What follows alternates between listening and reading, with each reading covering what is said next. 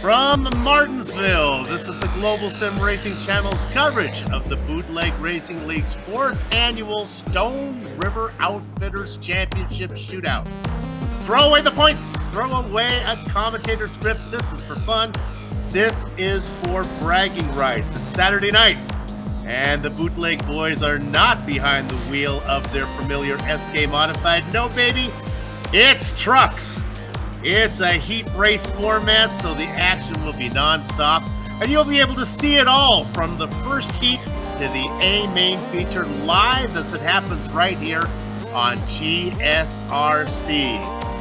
And Old Dominion, hello and welcome. Bill Soup's on, joined by Adam Young, way up in the booth to bring you our Bird's Eye View. Joe Peak has the director duties, armed with cameras, locked and loaded by Dougie Beard.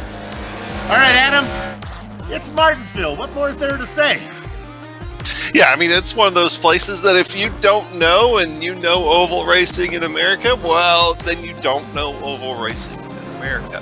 Just saying. Because it is the only track on the calendar now for NASCAR Cup racing that has been around since the beginning of NASCAR Cup racing, because it opened in 1947.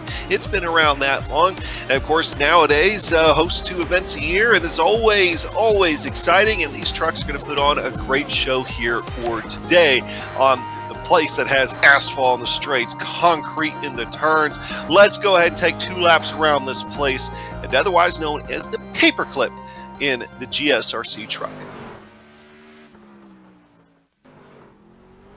Hello everyone and welcome to the Global SimRacing Channel. My name is Brian Yazek and I'll be taking you for a spin around Martinsville Speedway in the GSRC Silverado.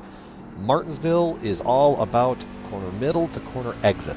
If you can master those two things, you will find yourself in victory lane today. So setting up the entrance into the corner is important, as you see here, trying to find that curbing on the inside of the track.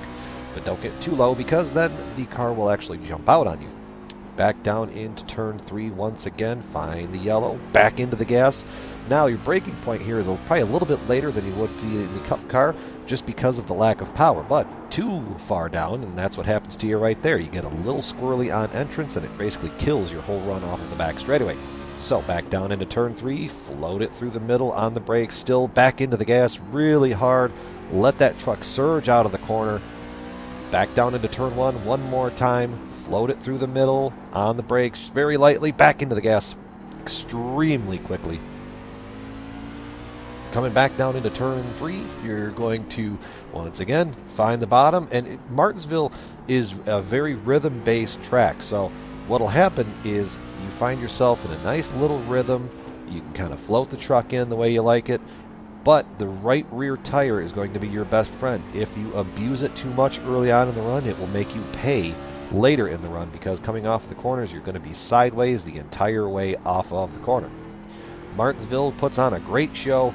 It's a fun little paperclip track, and the winner today will be the one that does not have any scratches, or at least the least amount of scratches on their vehicle. My name is Brian Yazek, and this is Martinsville Speedway.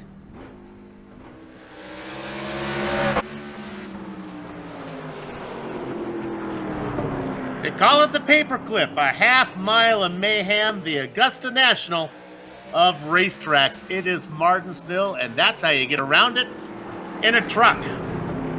All right, so this is not our traditional format that we cover here on the Outlaw Modified Series. This is a special event, so because of that, we got some special details, so I want everyone to pay attention. Adam, how does this work today? All right, so obviously, exhibition event, no points on the line. A lot of the former champions have gathered, a few of the other guys as well. Coming up here in just a few minutes, actually about 5.5 minutes, we're going to have qualifying. It's going to be 2 laps. We're going to do 1 truck at a time out there, and they're going to go in the reverse order of the practice speeds. So right now, it would be Bruce Pearson leading being the first car out there for qualifying. We'll see how all that shakes out in a couple minutes. From there, we will go to heats, which will be 8 laps each, 5 trucks each, which we'll see how many, if we have any late minute showers here, and we'll get an idea of how many heats we're going to have. And from each of those heats, the top 2 advance. Well, obviously you're going to have 3 trucks that don't. Those 3 trucks from each heat are going to go into the B main, which is going to be 20 laps. From that, top 2 advance. So anytime you see the trucks out there, other than the feature, the top 2, that's going to be the transfer positions. This feature race is going to be 125 laps. We'll have the 16 trucks out there, and should be exciting out there, Soup. I mean, honestly, probably going to go pretty quick, so hang tight. You haven't seen one of this type of format event. It is action after action after action. Then there's more action, and it wraps up with some action at the end. We got it. Should be a fun event indeed. These guys are not used to being in the trucks. We don't get to see very often. A lot of familiar names out there. No surprise to see multi-time champion J.R. Shepherd. My goodness, put him in a washing machine. The guy would be fast. J.R. Shepherd sitting at the top in practice right now with a 19.6. About a 10th faster than Bobby Rafferty. Yeah, pretty much the guys you would expect to be pretty quick are being pretty quick here for it today. But even then, I mean, it's Martinsville. You don't have a lot of separation in times, even from what we're defining as quick to what is slow. You look at from first going all the way back to Liston in 10th. I mean, there's only 0.3 of a second that separate first through 10th. So going into today, it could be anybody's race. You slip up once, that truck gets underneath you, another truck gets underneath you, you're going to get freight trained and you're going to go backwards. So that's going to be something to watch out for. When you go to one of these races, you always want to pay attention to the weather so you know what kind of clothes to wear. But you also want to know what type of effect it'll have on the racing. Let's take a look at the weather right now. Adam, what do you think? Yeah, 67 degrees for the air temperature, so cool day in Virginia. 112 degrees for the track temperature, though. We are around noon right now, so it's at the point where that sun's really beating down on the track. And what that's going to do to these trucks here is it's going to make the middle of the corner very tight, because you're not going to have a lot of grip, but it's also going to make the exit loose. Already seen a couple of people going around on corner exit. Very comfortable for the fans in the stands. Very hot for the rubber on the track. 112. Yeah, that is one. That's some clear Virginia sky that sun's going through, pounding down on that fry and egg type track. Looking at the number 26, it's a different kind of car, but it's the familiar number of Donnie Moore. And let's go ahead and play a consumption game, as my director reminds me that it is a truck. So every time that one of the commentators calls it a car, take a sip. Of course, we always recommend some type of non-alcoholic beverage. GSRC cares. Because it's going to happen a lot. I got one down. I think I'm good here. Director, let's go ahead and put the cameras on car number 9, if you could. He's 4th fastest qualifier right now. Justin Salty Morton, he's a newcomer. We saw him the first time in the season finale last time out. Looks like he's pretty familiar, pretty comfortable in the trucks. Sitting 4th in practice. That means he'll go well down the order when we go to qualifying.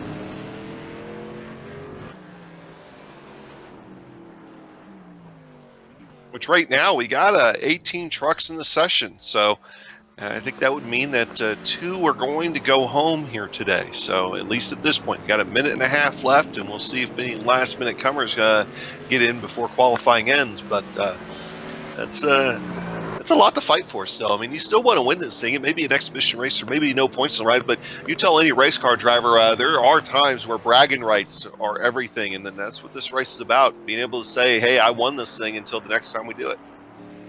We talked about the LCQ having the top 2 advance. They may change that up again. It may actually be the bottom 2 do not advances. They're looking to get a 16-car main event. So we may send a few more around at that last chance qualifier. We'll see how it plays out as people start to pull in.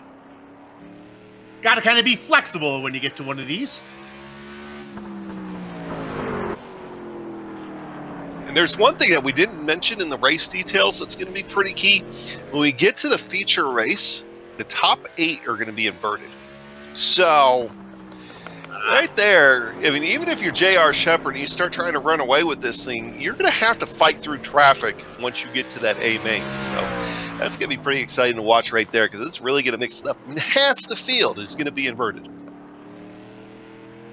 We're looking there at the number 9. That is Justin Morton, one of the newcomers we talked about. Our director just had the camera on 81. That's Joe Segala. That's another guy that we saw for the first time last time out. Sitting a little farther down the order. There's the 81 of Joe.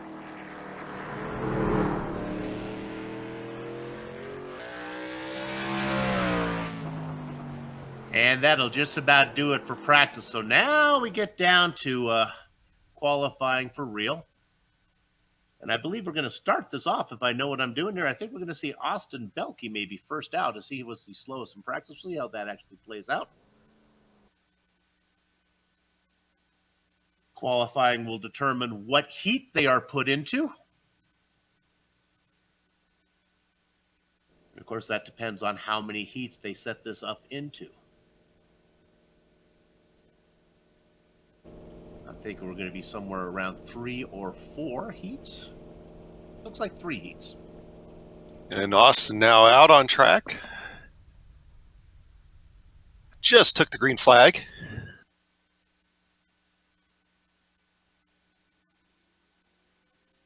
Waiting for our director to pick him up. There's Austin. Coming out, and they'll start the clock right now. So this is his second lap here he's starting. So 25.19, so that's a 10th faster than what he was able to have in practice.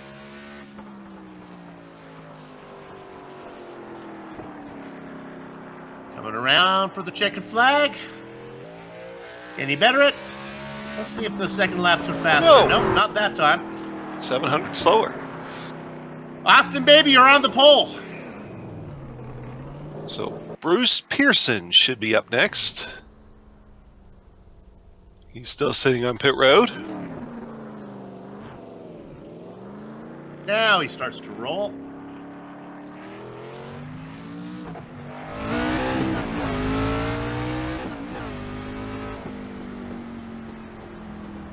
Getting down in there. Oh, I'm going to take a stab at this color. I'm going to say that looks fuchsia to me. How did I do on that one, Director? I got it. Boy, he's a little bit loose going through 1 and 2. In fact, does not have a good exit out of 2. This one's not going to be that great. He definitely stands out a little bit. Going to be easy to spot. All right, I don't think we're going to get a very good time on this one. Let's see what it comes out to be. Well, not so bad at 25, about 2/100 slower than Belkey.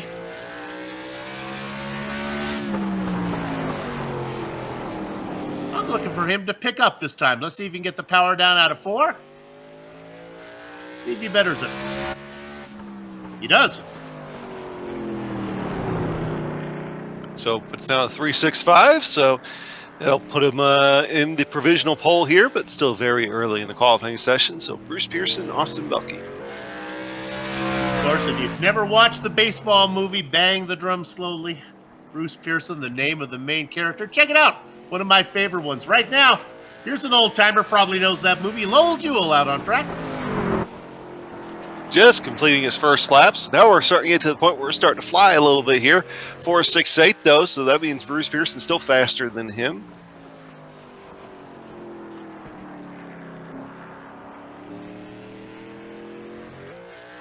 Let's see what he gets this time. 2.73. Joe Segala should be up next.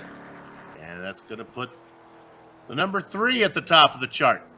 So far, practice times are holding up here as everybody's a little faster in practice is bettering the guy who was before him on the qualifying run.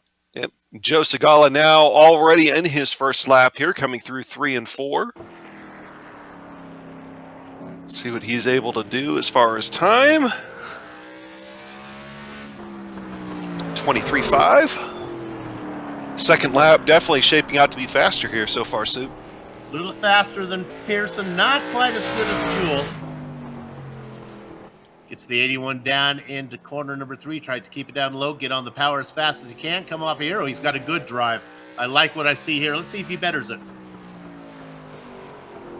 No, he does not. No, actually almost a half second slower. All right, Mike Allen should be up next in the 59 truck.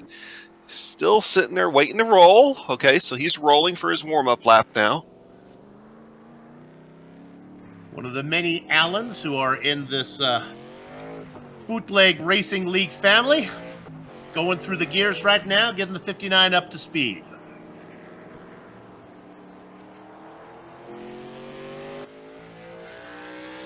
Green flag. You can hear the backfires. You can see the backfires on these trucks. He didn't like his 1 and 2, but he definitely got off the corner well.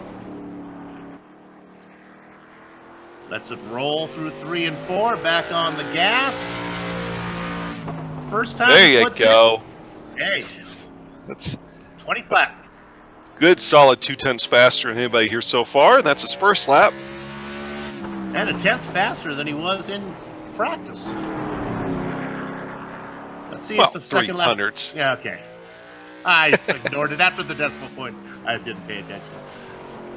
And that's going to be his time there to 20.079. Fastest so far. Gary Weaver's on deck. Gary Weaver, I think he's taking the green flag here.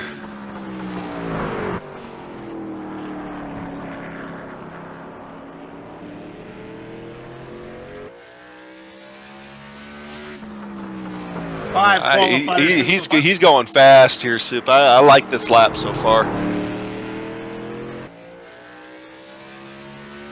Let's see if your eyes. Oh, that was wrong. 24.49.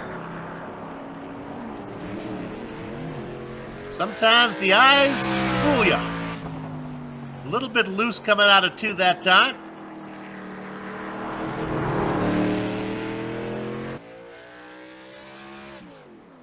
And he does not better that. Oh, he does a little bit. 20.4.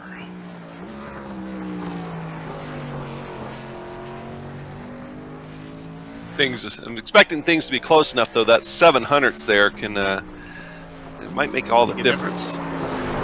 Looking at the 94 now of Jordan Malish.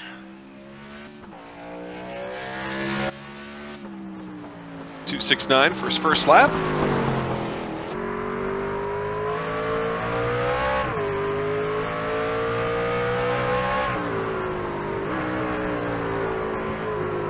He is our 8th driver to take the qualifying time. Does not improve.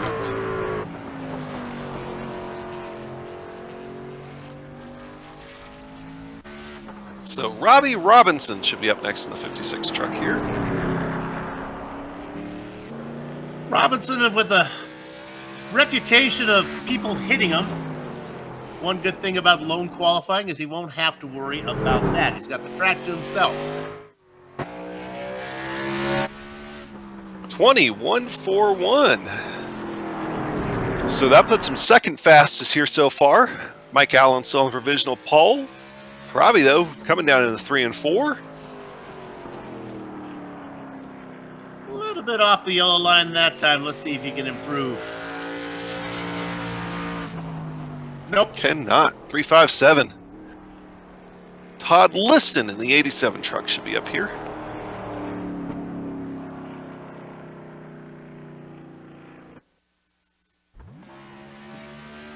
I think he's already on a hot lap here. Mike Allen, your pole sitter. Let's see how close Liston can get. That time of Allen's held up for a long time. It's going to hold up at least a little bit longer. 356 on his first lap. Oh, he loses the rear end a little bit there through 1 and 2. Not expecting a lot on this lap. It's a little bit of the curb. We don't think this is going to be a good one. The 20.3 will probably stand. It's actually better than I thought, considering how sideways he got after hitting the curb. 25.54, but still not going to be a contender for the pole. Dan Butler in the 22 truck should be up here, and he just takes the green flag. Gary Weaver, Jordan Malish, Robbie Robinson, Todd Liston, all taking a shot at Mike Allen's time. It's held up for 4 drivers. Let's see if the Butler can do it.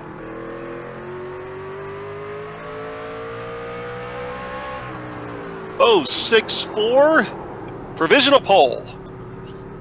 Ran really high through 1 and 2 there, though. Not quite as fast as he was in practice. Let's see what he can do on his second lap. The familiar number 22.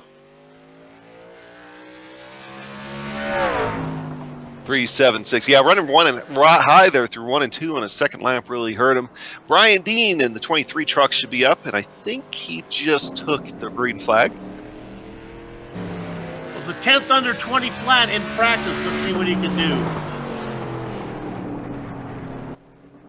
Really high through 3 and 4. Woo!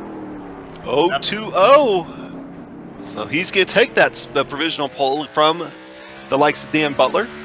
Look at this racing line that he takes much higher than the other guys, leaving almost a half a truck length between him and the yellow line, carrying that momentum around the outside.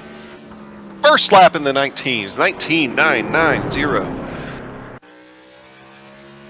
That moves Butler down into second. Now it's the veteran, Donnie Moore, in the familiar number 26.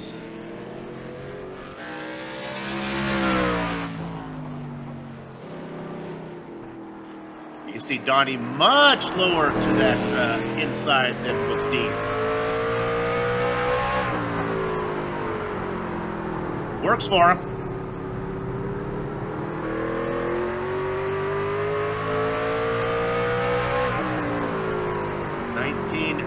.945. See if he can better that one. I don't think so. I like the first lap. Let's see if the second one's any faster. It is not.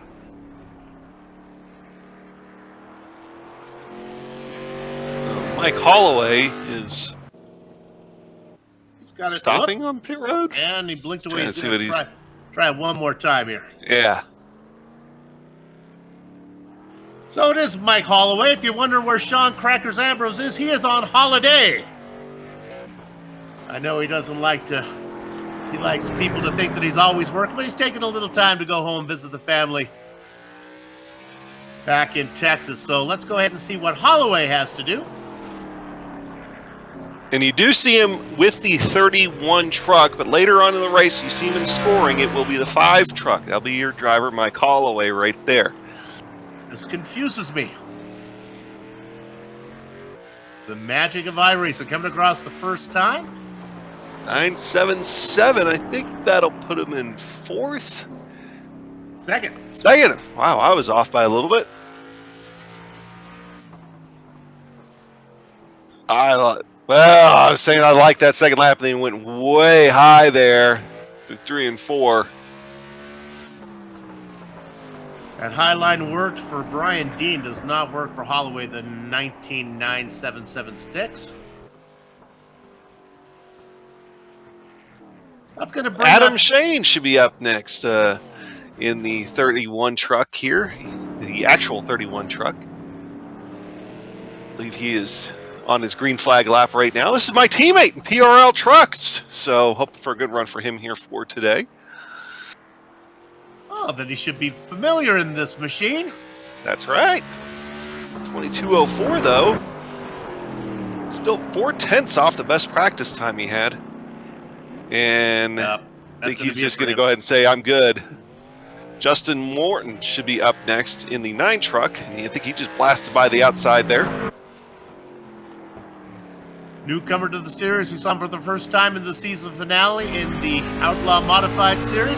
Let's see what Salty can do as he comes across the line. Smooth through 1 and 2.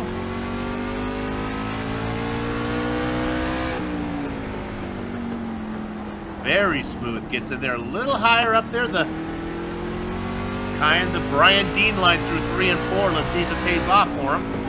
19,901. Indeed it does.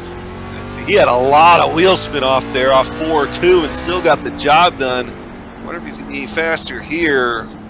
Lap looks a little better as far as line. Let's see what it looks like. I like this one. That kid almost comes around there. again.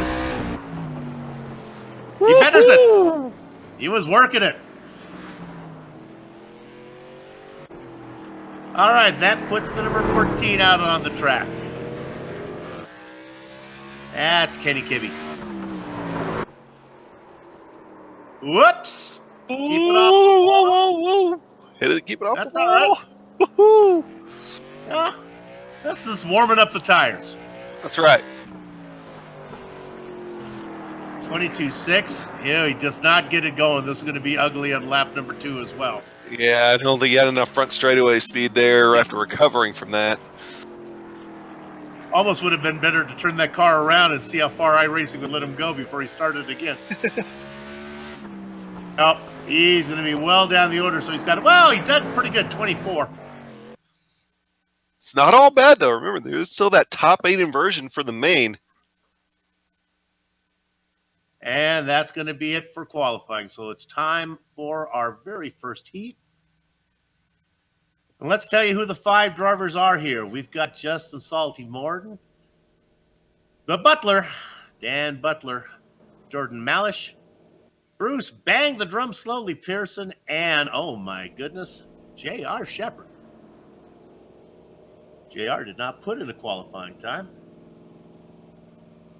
Let's see if JR is going to get out there.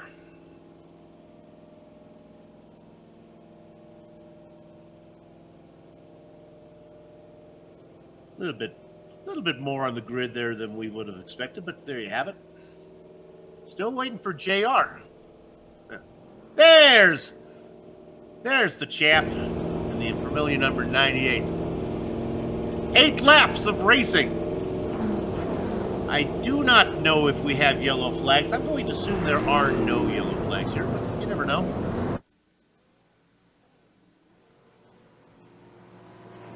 Oh, I have a feeling it's going to be one of those things. We're at Martinsville. We might find the answer to that soon enough. Top 2 advance. Now, a lot of these drivers will advance to the A main because we're going to have a 16-car field. We don't have many more than that in the grid here today. But this will set you up for where you're going to grid up for that feature. Lights are off the pace car. It's worthy to know. Yeah, it's worthy to know in the feature, in the heats, the feature races, everything here tonight. There is one fast repair. So, obviously, if you have to use your fast repair in the heat race, it might be trouble. But in the last chance qualifier, the main, that could come into play. Yeah, I figure if I'm crashing my truck in a heat, I'm just give me a new one for the LCQ or the feature. All right. The beautiful Medina Mendes ducks it in, puts control of the field to Justin Morden. Justin takes off like a rocket ship there. JR back there trying to do the same. He didn't get a chance to qualify before time ran out. Butler behind him. Shepard's already worked his way up to third, 1 spot away from the transfer position.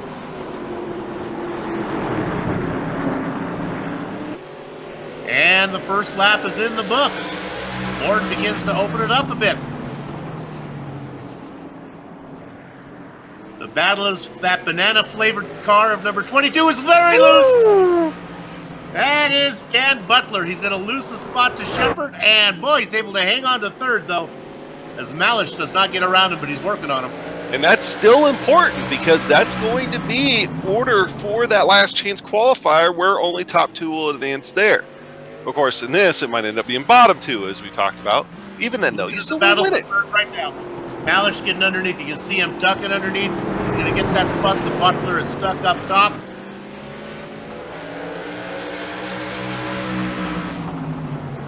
And trying to go underneath. The battle is for third.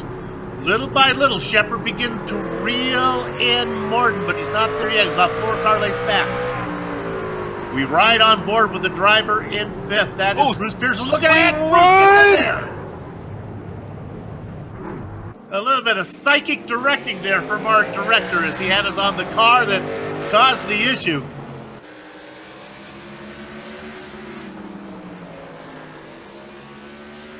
Now we'll go up front. Coming across is completing lap number 5. 6, 7, and 8 to go. Little by little, J.R. Shepard reeling in Morden. I'll say it one more time. Morden new to the series. Seems to have pretty good pace. Shepard, I think, knocked off about a car length that time around. Gonna have to do better than that as the laps are running out. And this might be a strategy call here for JR, depending on how things shake out, because you know, if you end up in that inversion area, you know, it could put him closer to the front where he wants to be right now, and a easier time in the A main if maybe he just stays where he's at. White flag is out. 2 more corners to go. Let's give Justin Morden the heat win. Shepard will be in the transfer spot. Malish, Pearson, and Butler go 3, 4, and 5. Let me correct myself. Butler got around Pearson. So that takes care of the first heat. If you haven't done one of these before, don't go far because we're ready to go racing one more time.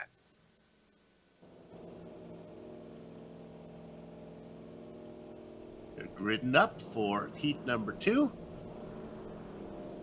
Adam, you got that in front of you? You want to alternate these? You want to take the grid on this one? I'll just run through here real quick. On the pole is going to be Donnie Moore. Alongside him, Mike Allen.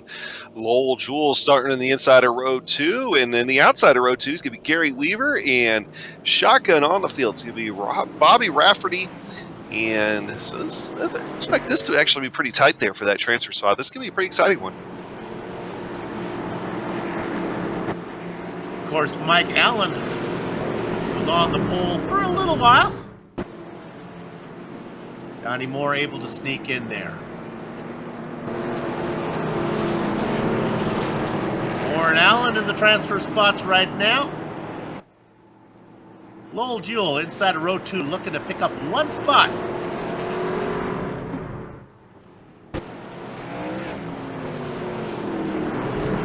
They go underneath the camera. Some beautifully painted cars out there for this one. Rafferty sitting in the back. See what he can do. Heat number 2.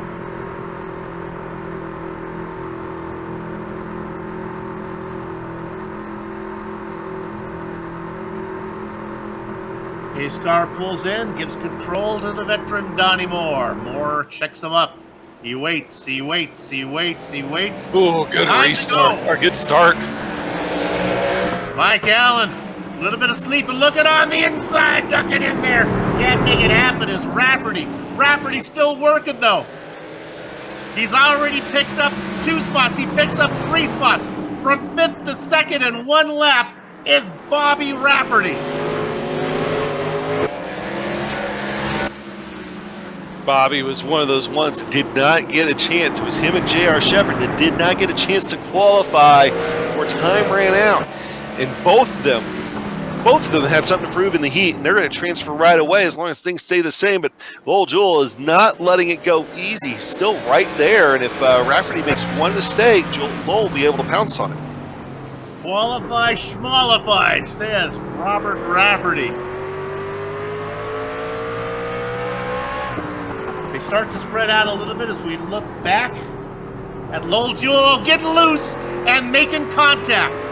That was Allen got loose and Gary Weaver got into it. If you want to know if we have yellow flags, the answer is affirmative. Now the question is, do those laps count? That is the question. I think they do.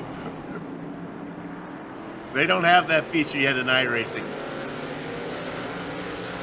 So, Mike Allen gets loose. You'll see it right here. Gets loose right in front. Maybe a little bit of help there. That was a battle back for 3rd.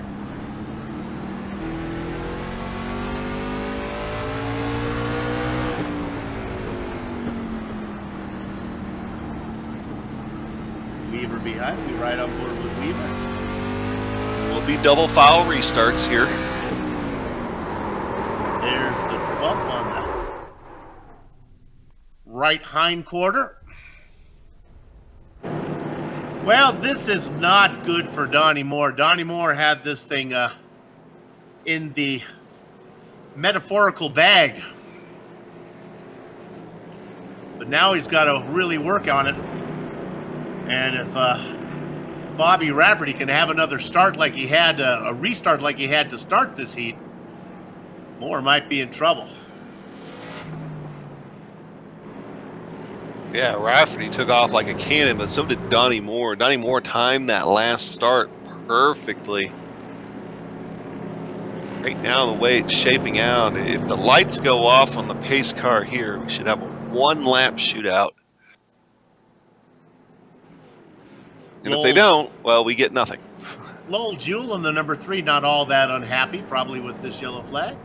Let's keep an eye on the lights, and they do go off. So pull it in, and we'll just have 4 corners of racing to see who advances to the feature. You can't discount Lowell Jewell in all this either. I mean, he showed that he had some pace there.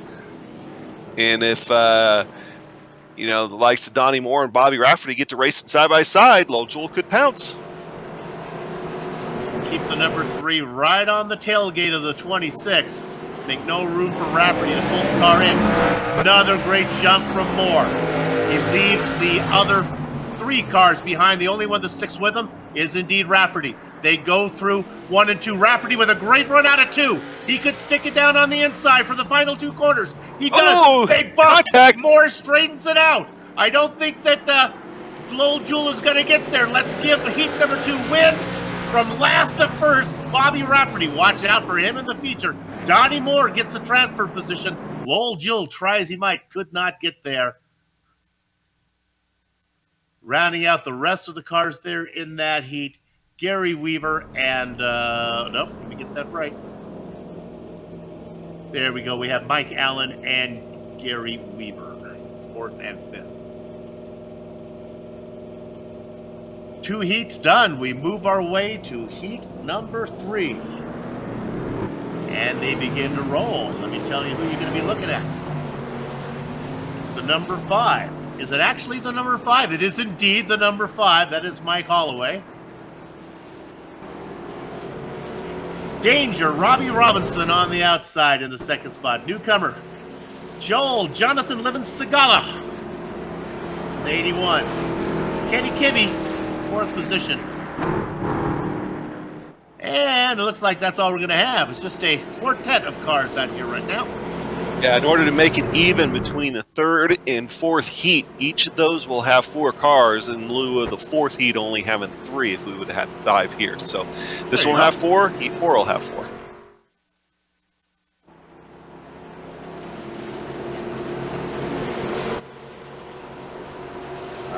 Look at that. That's a great camera shot there by Dougie Beers. They roll past that stationary camera. Coming at you. Heat number 3.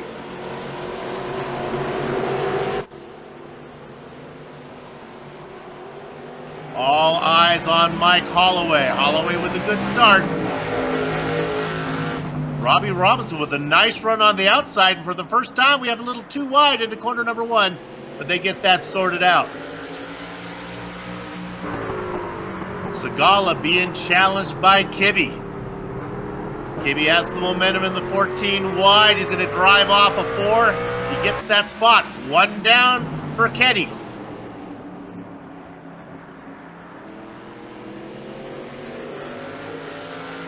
Holloway begins to open it up now, about 5 car lengths. But Adam, Kibbe seems to be in really good shape here as he's working on the back of Robinson.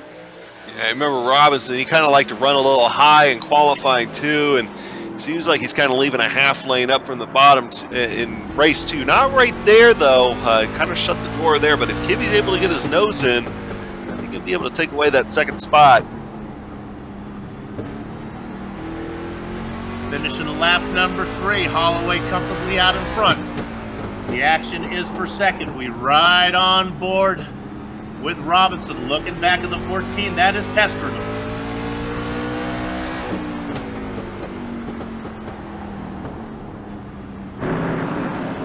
Laps tick away fast at Martinsville, that's for sure. And here comes Kibbe. And no way to power off for Robinson. He loses the transfer spot. Kibbe now up into 2nd. But all of that effort that Kibbe had to put in let Holloway get away. Laps 6, 7, and 8 to go. Holloway with, oh my goodness, almost a 9/10 of a second lead over Kibbe. Let's see if Kibbe can get there.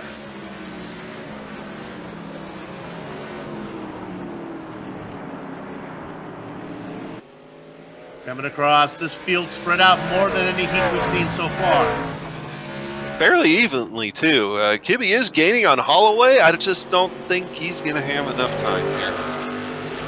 Needs a few more laps on the calendar. Closing into about 2 car lengths now. But the flag man gets out the flag that has no pigment on it. He waves it. Going underneath it is Holloway. Now it's a car length, and I guess if Kibbe really wants to force the issue, he's close enough. Tries a high line out. Holloway gets the power down. Their 3rd heat of the Stone River Outfitters Championship Shootout goes to Mike Holloway. Kenny Kibbe transfers in the 2nd spot. The other 2 drivers that will come across will be, if I can scroll over there, I'll give you those 2, how they're going to go move them down to the next round. That will be Robbie Robinson and Joe Segala. All right, Adam, heat number 4, it's you, man. Yeah, heat 4, Brian Dean starting on pole 4. Alongside him, we Adam Sheen, then Todd Liston, and Austin Beltke. So once again, we got 4 trucks in this heat. Brian Dean had visions of grandeur as he was on the pole, or the provisional pole, for about, 5 or 6 drivers until they knocked him off.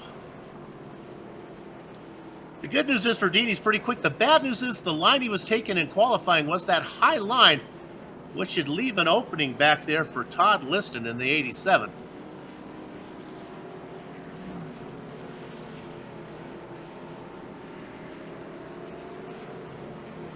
Adam Shane in the 31.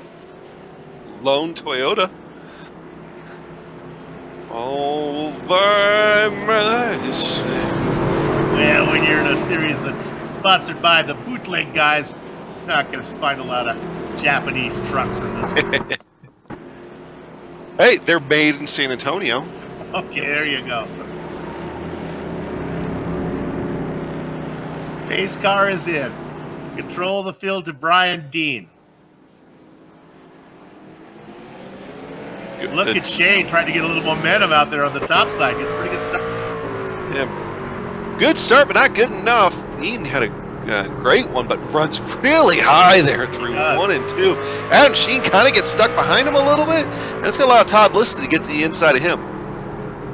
This is all the fighting that Dean wants to see here as Liston gets to the inside, picks up a spot on my partner's teammate there as Shane now falls back into third. Watch out for that brightly blue-colored car, number 87 of Todd Liston.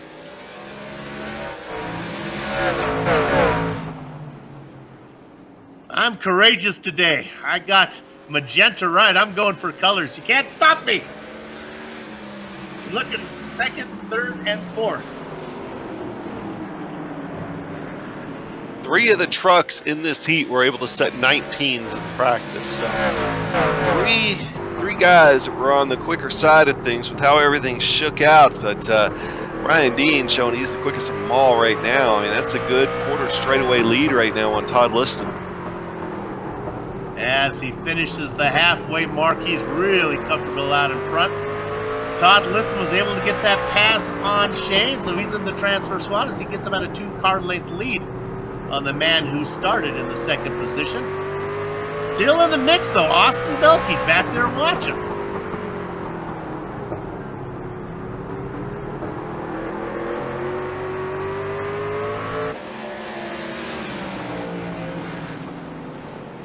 The final of our heats. And it looks like Brian Dean will be bringing it home comfortably now. Oh, say that, and he runs super high, 3-4, crushes the wall. Oh, Adam Shane in the wall. He's in the outside wall. Is he in the inside wall as well? Loses a spot to Belkey, who was monitoring it. I think Shane's truck has seen better days. Slapped that wall hard enough to hurt that right front suspension a little bit. But that's that. See here, there for Brian Dean, running that super high line. Todd Liston, I think, is liking it right now. He might just be testing it out to see how it feels at this point on the last lap here. Out of 3, out of 4, closing the gap a little bit is Todd Liston, but he's not going to get there. The final heat goes to Brian Dean. Todd Liston gets second. Belkey moves up a spot. And Adam Shane started on outside of row 1, finishes last. He'll have a little work to do before the night's done.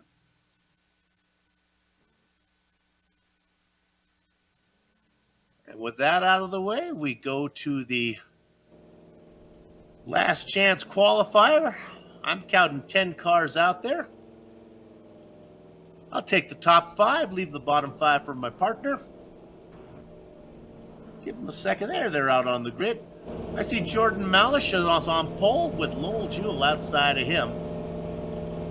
Robbie Robinson will be starting from the inside of row 2, flanked by the driver that we just saw finishing third in that final heat, Austin Belkey. And the gangway valet, Dan Butler, sits in 5th. Adam? Yeah, we got Mike Allen, and then Joe Segala, Adam Sheen, Bruce Pearson, Gary Weaver was supposed to be in this, but he disconnected a minute ago. We'll see if he gets back in time. And if he doesn't, that pretty much means whoever finishes last in this is the one that doesn't get to transfer. So, you got to be clean. You don't want to get into a wreck or anything like that. So, you got to be careful. Oh, Jordan Malish just had a disconnect, and it wasn't an intentional one. So, a pole sitter out of this. We very well, everybody might transfer from this if Jordan cannot get back in time.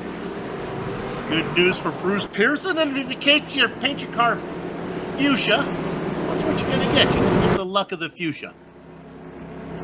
Pearson back there now in 8th position, and that might just be enough to get in there. That's a tough break for Jordan. Never know, maybe he'd be able to get back.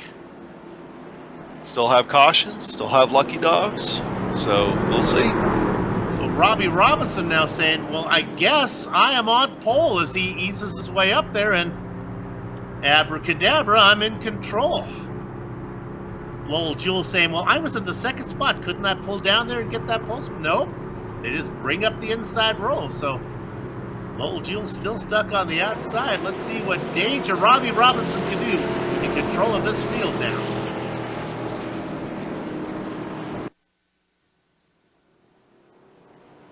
'56 brings it out of the 4th corner. Hey, hangs back a little bit, but gets a good start.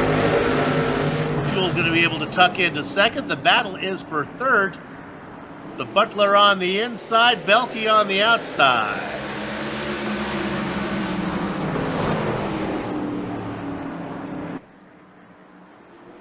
Belkey takes a shot at Butler, goes really high, loses all of his momentum, has no hope of getting 3rd now, and now is in a real dogfight for what would be 5th.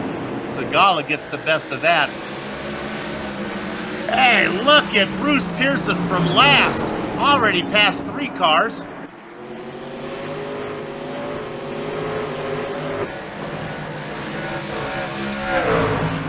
You got to figure. Adam Shane gets a little bit of a help, a little bit of a tap from Allen. Allen gets into Belkey. They all keep going. Oh, Austin Belkey, things have gone south for you. Robbie Robinson right now, Robinson's doing his best to keep Lowell Jewell behind him. Robbie's, just like we saw him do in the heat race, continues to try to run that high line at times, and Lowell Jewell just waiting to take advantage of him next time he does it, I think, here. Coming across, working lap number 5 now. 20 lap, last chance qualifier.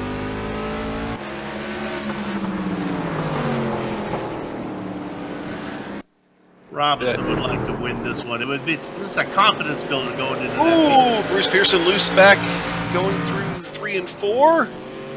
Gets it straightened out. No yellow. Loses all of the spots. So pretty much what... Oh! Both Robinson and Lowell Jewell get loose at the same time. We'll look at this replay, and then we'll watch these guys up front.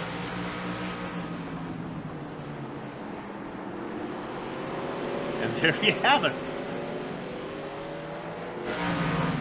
And now we go up front to the leaders and watch these guys get loose.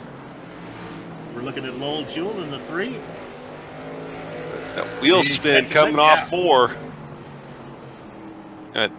Pretty much what we're deciding here, and we call it the last chance qualifier, but with the 2 last-second dropouts that we had, pretty much what this is doing now is setting the final grid for the main from 8th position going back to 16th. So everybody here right now is going to make a big show, and remember the others, they're all going to be inverted as well. So it's going to be a pretty exciting main, I think.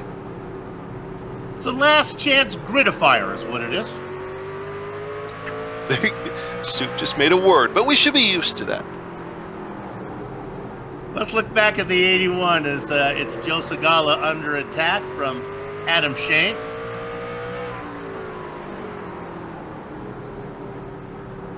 They close in on the back of Butler.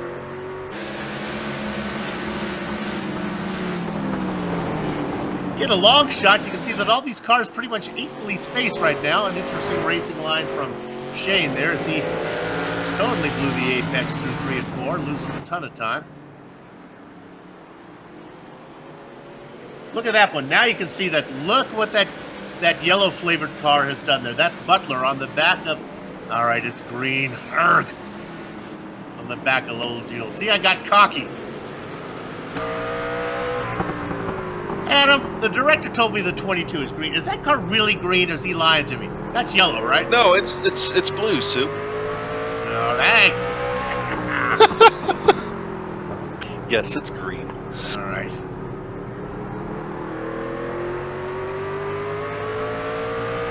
They come across, working lap number 13 now. Past the halfway mark.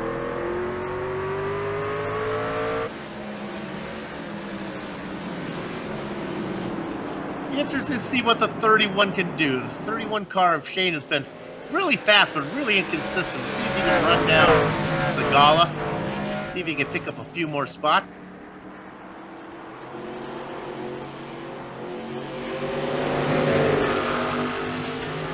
"20 laps long."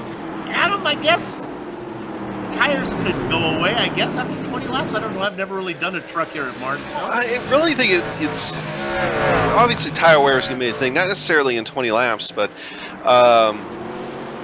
it's mostly got to manage your right rear temperature coming off of the corners. And you've already seen it a couple times. Wheel spin taking its toll.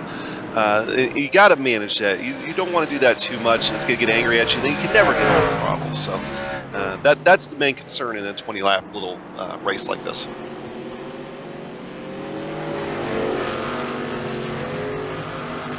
You can see the green number 22 now making a move on the 3 of Jewel. Nothing happening though. Everyone kind of settled in their spots. As I say that, Mike Allen gets loose out of 4, noses it into the wall, and that brings out a yellow flag.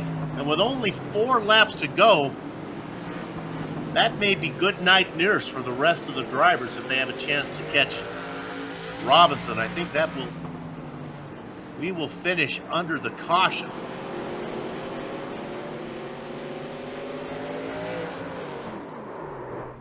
I think you're right, Soup. We're definitely not going to have enough time here. I'm sure Robbie Robinson not all that discouraged that a yellow flag came out and he wasn't involved in it. And it's going to let him go ahead and pick up a win. And I tell you, being first to the checkered flag, no matter what it is, whether it's a heat race or the Indianapolis 500, man, it is sweet. All right, maybe for some events it's sweeter than others.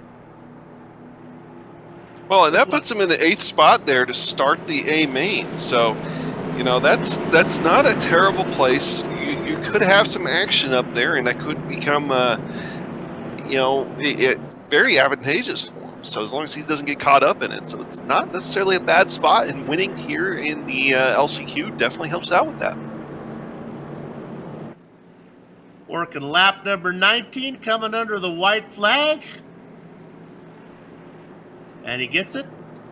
Got to make sure that you finish this lap. You don't want to pit on the white flag lap. Follow the pace car around. And the number 56 gets the B main, the consolation race victory. But boys, your night is not over. It's just begun. We got 125 laps to go. This is giving you a chance to know the drivers. One of them being our winner here, Robbie Robinson. Lowell Jewel will take second. The rest of these guys will all line up. If my math is correct, we're going to see at the back of the field will be Allen, I believe. Mike Allen will be starting in the last spot. And with that one wrapped up, they indeed are going to grid up right now. We're not going to go anywhere. Nope. We're going to stay right here in this session. We have a 10-minute warm-up here, Soup, before these guys get going. Well, as they start to come out and get a little warm up in, they'll give us an opportunity here at GSRC to take a little break. Don't go back. Don't go far. We'll be back soon, well before we go green. I want to tell you what you're watching. You are watching the 4th annual Stone River Outfitters Championship Shootout here on the Global SimRacing Channel. Don't go far. We'll be right back.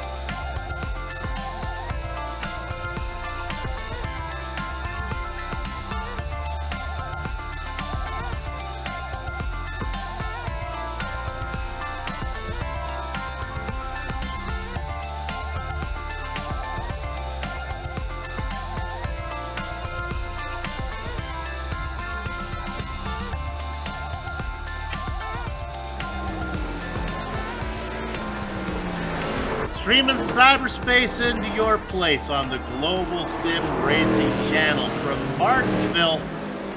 This is the Bootleg Racing League's 4th annual Stone River Outfitters Championship Shootout. The heats are done, the B-main is over, and now we are to what everyone calls the main event, the feature, the A-main. 125 laps of racing here in the trucks at the Paperclip. Practice going on right now. You know all the drivers. You saw them as they showed you what they have what they have in store for this race. We'll invert the top 8. You can just see how much the speeds have fallen off. The track temperature now up to 117. I think we started at what earlier? 112. So it's 5 degrees, definitely causing things to slow down just a touch. Man, oh man. Climate change comes to iRacing, and that's one of the hottest tracks I can remember seeing. That is indeed something. Now, every single race I've been at Michigan this last week, which has been PRL trucks, it's been retro IndyCar. I've spent a lot of time in Michigan, so that was super hot. Warmer than that, and Joe's telling us Racing broadcast earlier today had 124. I'm going to guess that was a Camel GT. Oh. Lotus 49. Lotus 49 at 124. Woo! Woo! That sends chills up my spine. It should be the opposite of chills, but that's exactly what it is. Pull back the curtain here at GSRC. You talked about the Lionheart being in Michigan. Of course, the Lionheart Racing League, we cover them. 2 series, one on Wednesday night and one on Thursday night, the IndyCar Series and the Retro Series. They had a race and a practice at the same time. One of the commentators, he will remain nameless, was about to go to green and realized he was in the practice session of the Lotus 79s instead of in the IndyCar session. Oh, they were both in Michigan at the same time. Yeah. There's 2 of them. Yeah. There's only 2. Oh, that retro race we had was incredible. 1 caution, Soup, out of 100 laps. I had a chance to win it. I could have won that thing. It was great. We led my first career green flag actual competition laps there. Edged out Ryan Otis for a few laps in retro, so I'm all right there. Oh my! If ifs were fifths, we'd all be drunk. That's what my dad used to say. 16 cars here. Todd Liston scheduled to start on the pole, and I believe this is probably correct. This probably takes in the inversion if I have this right.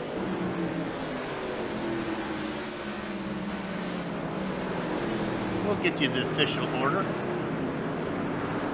2 drivers that did not make the show. Gary Weaver, who had an unfortunate disconnect, and Jordan Molish. Look forward to seeing them for season 23 of the Outlaw Modified Series. That'll be starting up soon. Go to globalsimracingchannel.com to find out the date when the next season starts, and to get the news on all the series we cover here.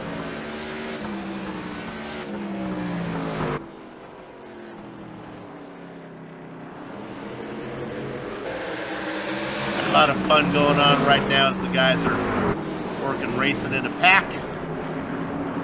So let's go through a few things here real quick, what we can expect. Okay, so top 8 obviously inverted. We know that already.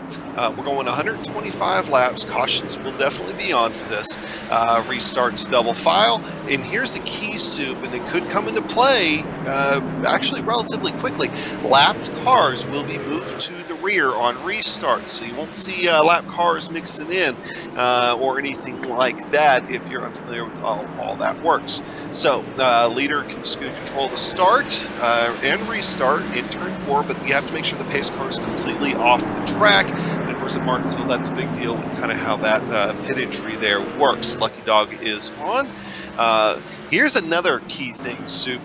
No tire changes. Yep.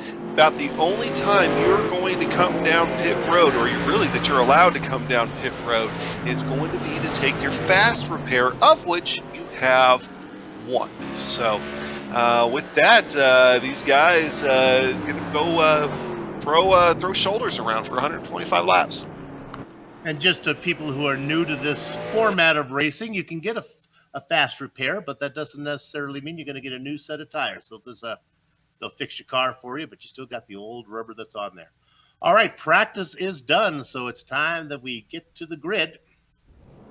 We'll wait for the drivers to get out there as they start to take the grid. Let's run through this now. The 16 cars are going to be going 125 laps here in the A main. Let's take a row at a time. I'll take the top row. Todd Liston on the pole position, flanked by Kenny Kibbe.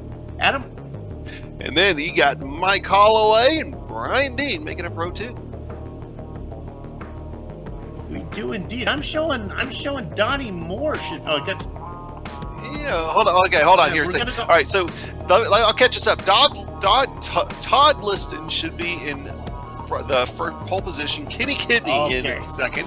And then the second row is Donnie Moore and J.R. Shepard. You want me to keep going? Yeah, let's go ahead. We're going to try this now. I'm going to go with Brian Dean and Mike Holloway in 5th and 6th. And then we've got Bobby Rafferty and Justin Morton. A little bit of a mix-up there on our graphic, but stick with us. We'll tell you what's going on. Danger, Robbie Robinson in 9th. He's going to be flanked by Lowell Jewell in 10th. Dan Butler and Joe Segala are going to make up 11th and 12th.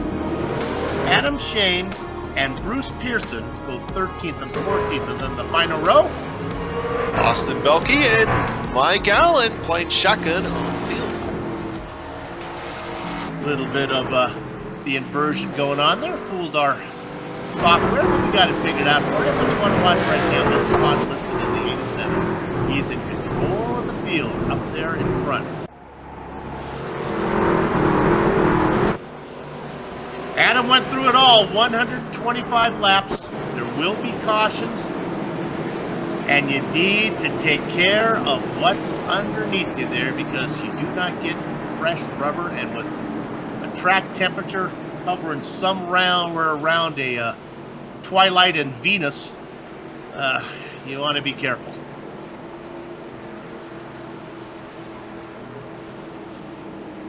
Lights are off the pace car, and it'll pull in right now, giving control of the field to Todd Liston as he works through 3. He waits, comes out of 4, checking them all up. Boy, he's really got them checked up, and now he goes. And that's going to give a great opportunity to Donnie Moore as he's going to get inside of Kenny Kibbe. Moore's going to move up a spot. This goes from 3rd. Kibbe, Adam, 14 stuck on the top side. Can he get down? Maybe so. He's having a hard time of it. Donnie Moore, though, throwing some muscle around, maybe trying to lock up that second place here. See what he can do with Todd Liston. But Kenny Kibbe going to try to come back underneath him, and Moore is going to shut the door ever so slightly. So that was more like a gentle, like, turn the handle, shut it real nice, make sure your wife doesn't hear you. That kind of door shut, and Kenny Kibbe is going to go back to the high side. He's going to have J.R. Shepard already fighting to the inside of him. Nice, clean racing as they start to go single file. A little bit of work going on with Kibbe still trying to get down low. Other than that, they're single file all the way through the field.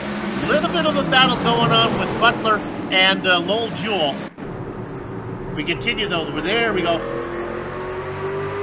And now Kenny Kibbe's locked to the high side for sure. Is not only that. Oh, here comes. Pass for the lead. Donnie Moore makes the move. Sorry. Problem white. Oh, who's that getting loose back there in the inside wall? That's Brian Dean. Hard contact in the inside wall for Brian. Came off the nose of Bobby Rafferty. Rafferty was an innocent victim there. Dean gets loose right in front of Rafferty. And Rafferty trying to take evasive action. It's sent to Baker Street. He falls back to 9th spot. Google it, boys and girls. Now, with the way that racing can sometimes be here at Martinsville, you want to try to save that fast repair in case you need it later in order to finish the race. Yeah, no points are on the line, but you do have some bragging rights. I was going to say Bobby Rafferty may hold on to that till later, but it looks like he's going to go ahead and come down pit road and take it. Brian Dean, on the other hand, no, he's got enough damage that that's a necessity for him.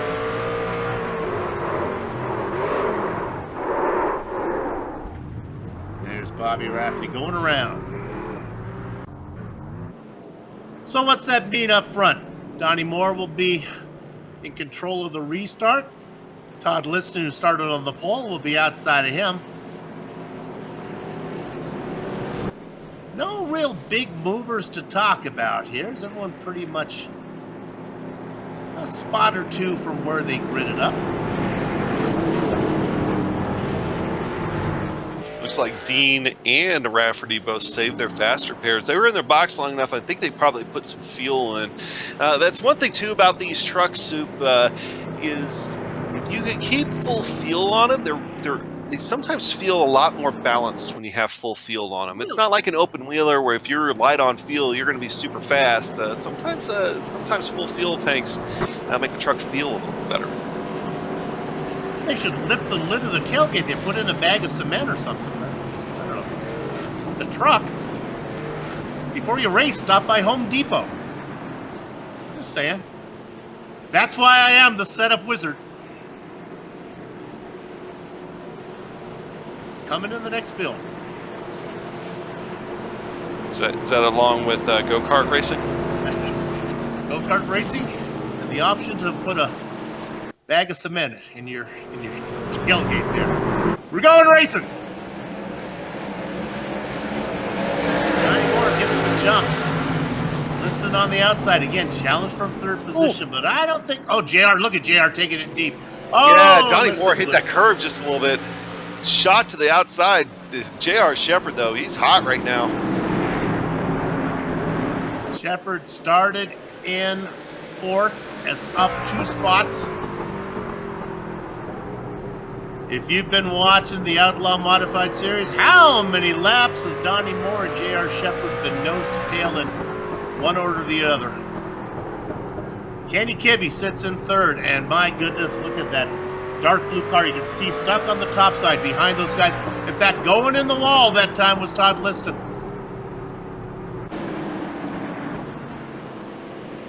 Continuing to go south.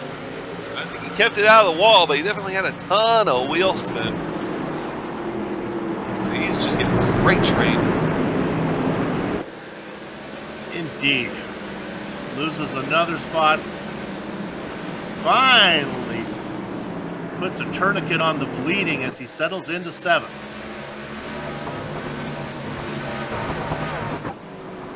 Rafferty, though, I mean, he restarted that race in 15th position. He's already back up to 12th with that little bit of damage as well, so he's definitely trying to make up some lost time. He may not be able to count him out of this thing. Plenty of time for Bobby Rafferty. 2 drivers want you to keep an eye on Rafferty.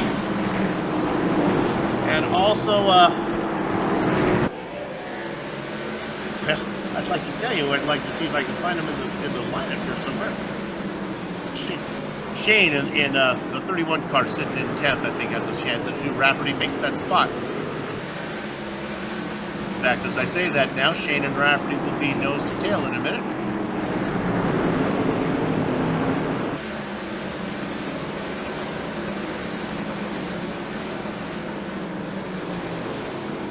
Now, if I'm up front, I know that Rafferty has a fast truck. I mean, he's shown he's had a fast truck pretty much all night long. If I'm in that top 5, I'd be trying to run single file, try to click off laps at this point. You know, don't give a fast guy like that enough time to be able to get back up here, because every time there's going to be a caution, or every time somebody goes racing and you get to slow down, that's going to make his move to the front that much easier.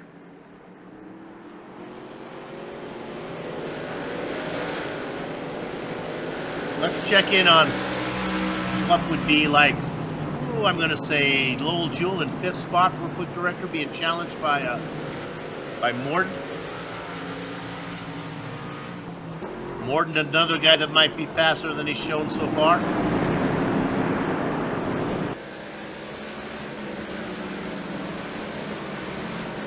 For guys working their way through the field, if you've ever played the game Hot Potato when you were a kid, if you're sitting in an odd number, here comes Morden making the move. If you're sitting on an odd number position, that's a good spot to be in, because the yellow flag comes out, you're going to get a nice inside line. The musical chairs, there you go, our director says that one. If you're sitting on an even number, And right now, Rafferty is in 11th, but Adam Shane is in 10th. You want to get off of that number. You want to try to go forward if you can.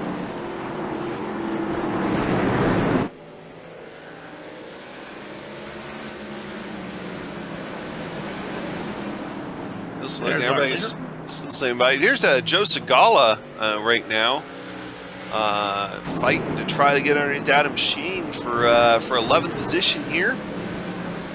Come close. Joe Segala might just have it here as we go through 3 and 4. In fact, Adam Sheen can go ahead and run way high. He might even lose the spot to Bruce Pearson there.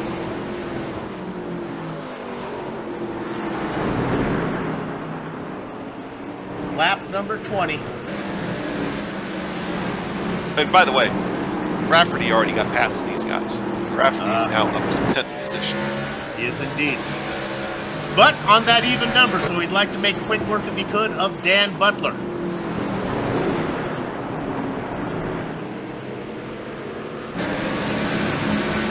Fun day of racing here at Martinsville. You can see the tower on screen left there. Bruce Pearson, I don't know if he got loose or hit the curb or what. He just shot to the wall. Okay, so he got loose on corner entry under braking. Yeah, he sure did. He caught it. And he got a little pancake. In these paperclip turns, like if you have to try to catch that truck and try to straighten it out, you do not have a lot of time before you find yourself in the outside wall. Yeah, no, that was a great catch. Unfortunately, just runs out of time. Unforgiving, yeah. Yeah.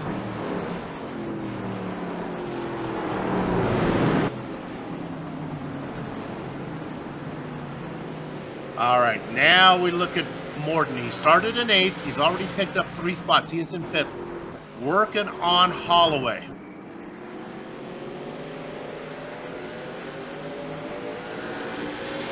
My Bobby Rafferty watch, by the way, 9th position. Yeah.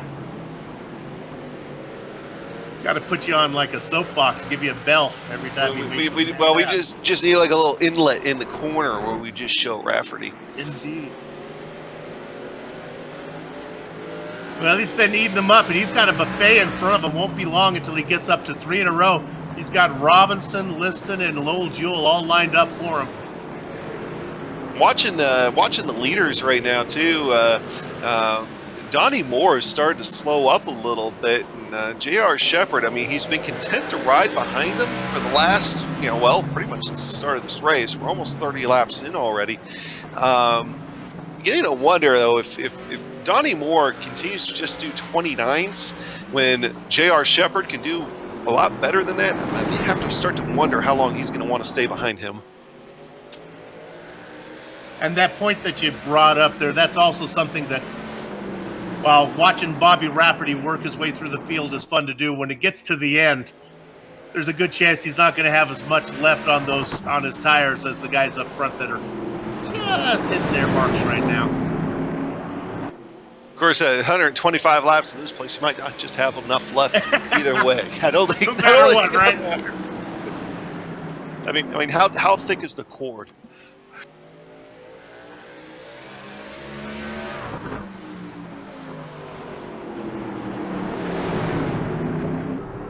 Working lap number 30 of 125. Donnie Moore started in 3rd. Got around the driver that was in 2nd position, Kenny Kibbe. Then made his way to the front. Kibbe's been able to hang there. Shepard up from the outside of row 2, sitting in 2nd. So all those guys started up front. These guys probably only have maybe less than 10 laps before they start getting into some lap traffic. So that'll be something to pay attention to here as well. Right on board with the leader, looking back at the 2 drivers that are stalking him.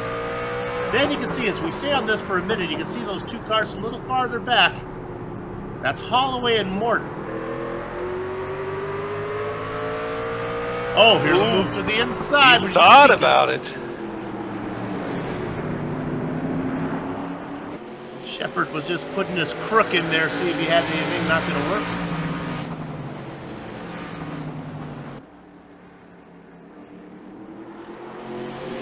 Kibbe watching on.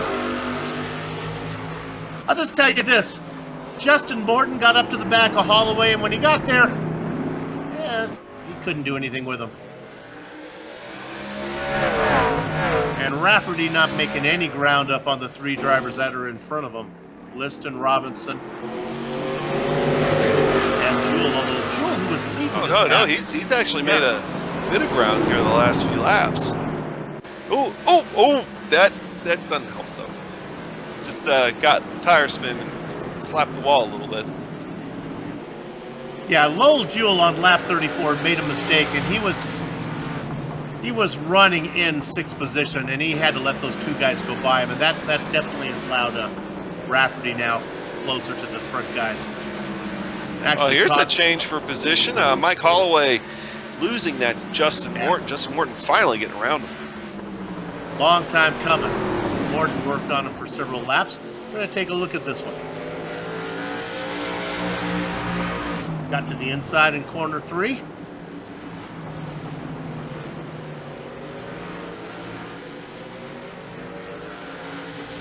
Actually, it all starts from 2, doesn't it? You get a good drive off of 2, get alongside him in 3, finish the job in 4, and breathe in corner 1.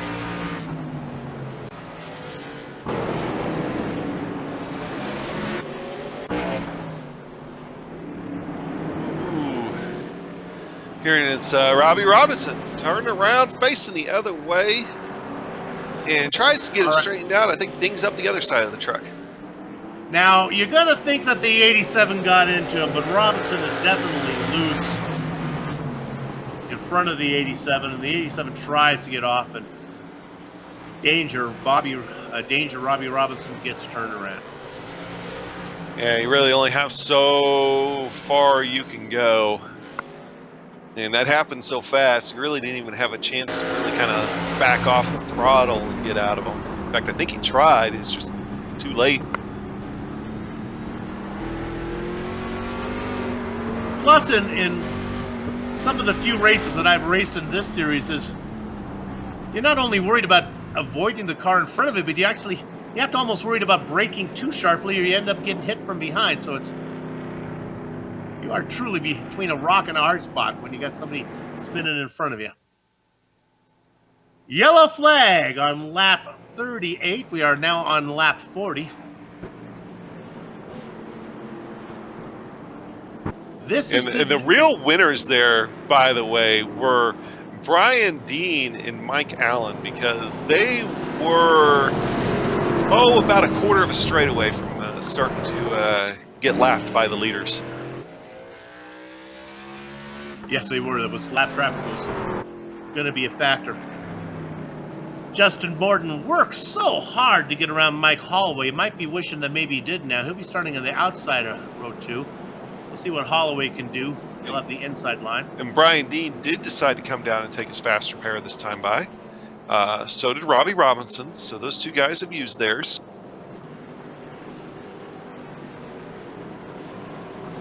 And you see him start to file up in rows of 2. Kenny Kibbe now has an opportunity to maybe stay on the tailgate of the 26. See if he can keep Shepard stuck on the top side. When it comes to passing J.R. Shepard, you got to take every opportunity, and you're not going to probably get a better one than having him stuck up top. Here we go. Moore with a good start. Kibbe does not get the jump he wanted. Well, they're 2x2 through 1 and 2. Yeah, our Shepard's fighting on that outside, though. He is. He's out there, and now look at this. Morton from the outside line has moved up into 3rd. I don't know if it's really to Shepard's advantage to keep this fight going, because the front 2 guys are going slow, and that's just letting Salty Morton into the mix. I don't know. I mean, I think he's edging him out just a little bit each straightaway. It's not a lot. And Donnie Moore tries to break loose a little bit there. I think J.R. Shepard's going to get him here. Adam, that's why I like you sitting next to me, buddy. That outside line just finally decided to come in. There's been a couple of trucks that were able to make that work. One of which, I'm gonna guess. Give me a guess who. Oh, I'll go ahead. Bobby Rafferty. Yeah. He's in 6 now.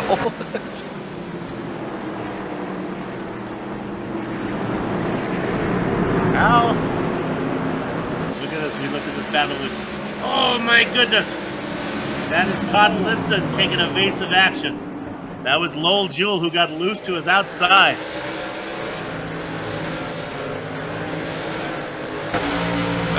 Something would have happened right there. That would have ended very badly for a number of trucks. Oh, Adam Sheen, I think hits the curbing there. Everybody's able to get away.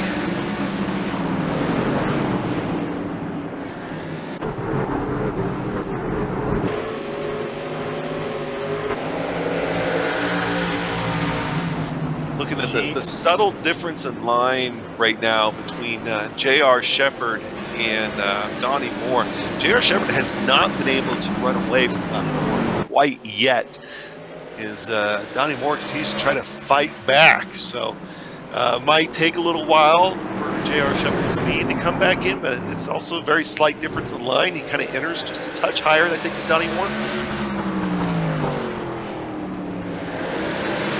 Indeed, they are very competitive. In fact, the front four all pretty much holding station, includes Morton and Kibbe.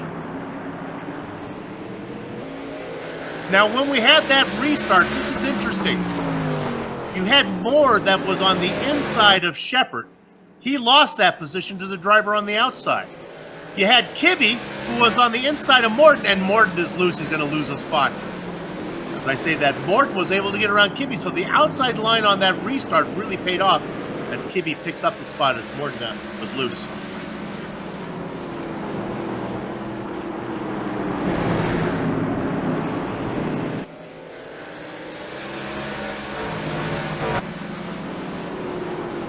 Field starts to stretch out a bit now. Uh-oh, we got trouble. Adam Sheen, Low Jewell. Yep. Looks like Jewell got in the wall and bounced across and picked up your partner there. Yeah, I think it just looks like wheel spin again. He's able to keep it out of the wall, but it was one of those ones that it's like, you know, it's that corner entry on that wheel spin when you drop down trying to catch the truck, it happens so fast that inside truck just has no time to react, and well, ended up getting both of them right there. Boy, you talk about it, and he was so far down out of four.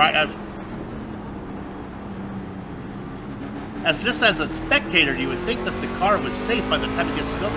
Yeah, you can see it fighting. Yeah, because Adam's coming up to kind of start running the normal line down the straightaway. And at that angle, he can't see that Lowell Jewell is broken loose and is trying to catch the truck.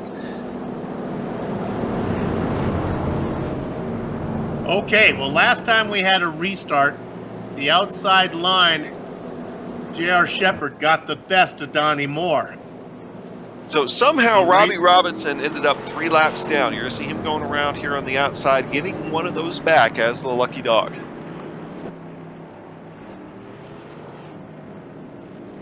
The racing gods are indeed fair, as they will now turn the table on J.R. Shepard and let Donnie Moore take a shot at it from the high side.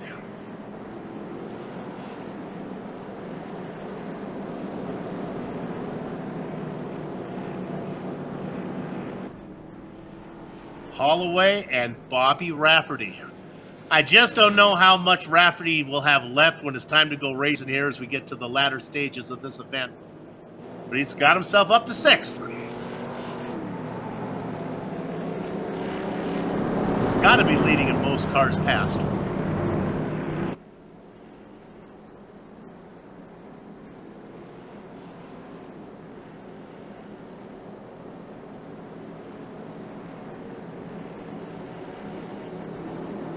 Big movers, well, Justin Morton up 4 spots from 8th to 4th.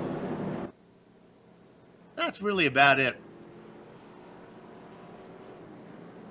Hard to move too far when you only have a 16-car field.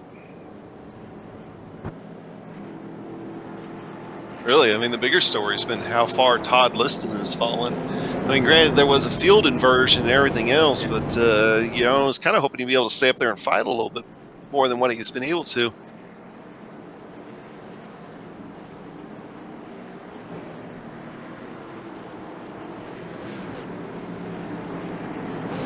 Relatively clean race so far, just a handful of yellows.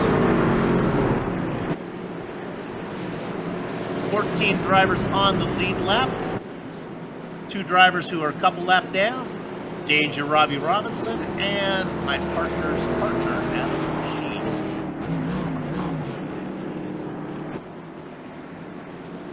Sheen. Base car is in. All right, let's see. Oh, no, the 26 could not get going. In fact, he's very squiggly. Couldn't get to the outside of Shepard, and now that allows Kibbe to get to the inside.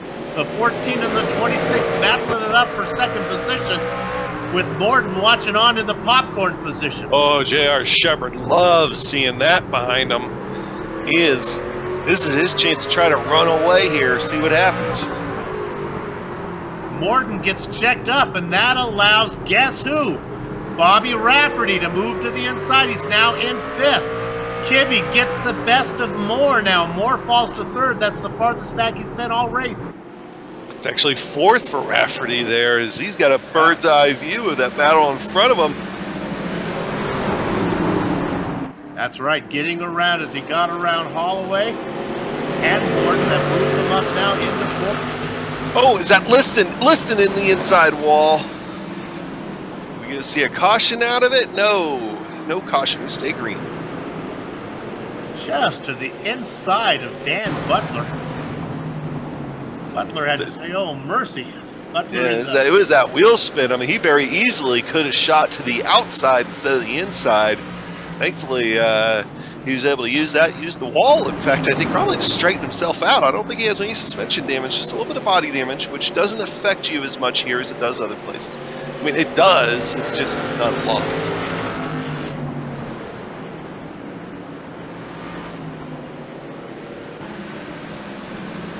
Multi-time champion, the number 98 J.R. Shepard out in front. Donnie Moore, who started in 3rd, made his way all the way up to the lead. Now back to where he started. We've been watching the progress of Bobby Rafferty all race. Car number 77. Up in 4th ahead of Justin Morton.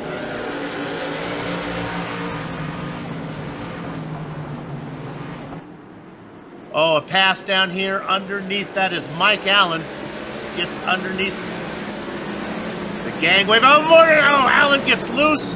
And the gangway valet, Dan Butler, gets the spot right back.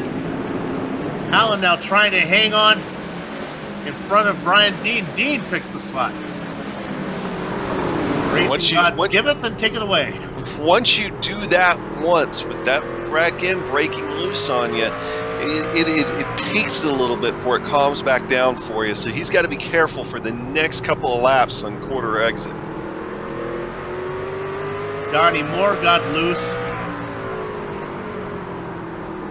This is Dean and Butler side by side.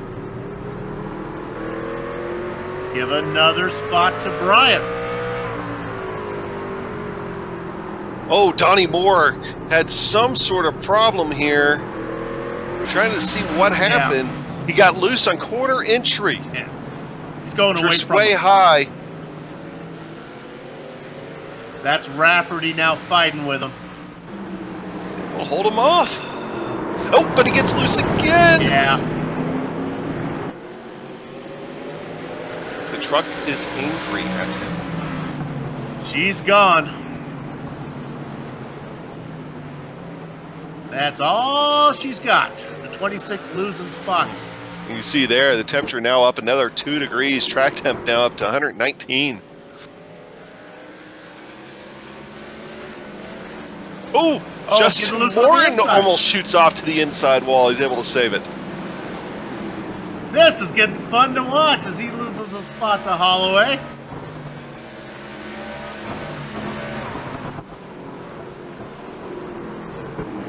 so, and that Moore now only down to 4th. Moore still having problems. Shepard, Kibbe, and Rafferty running 1, 2, 3. The action is a little further back.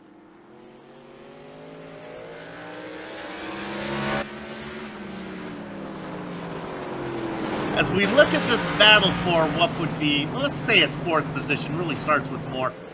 The fastest car might be the 23 of Brian Dean.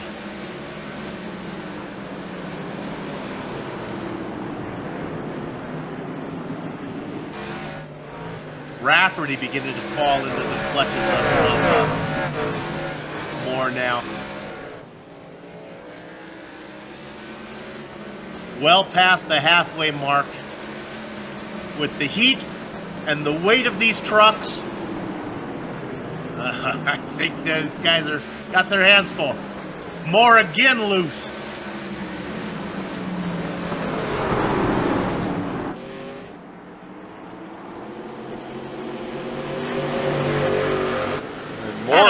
Rafferty right now is about 1/10 of a second off of what Kibbe and J.R. Shepard are able to be running. So watching Moore's back in loose, but I'm also watching he's not pushing the truck as hard at this point as the guys behind him. So it could play into his factor here as the race goes along, as we still have 50 laps to go. I just got to figure if the 26 is looking like it is right now, in another, when we get to the end, he's going to be racing on the rims.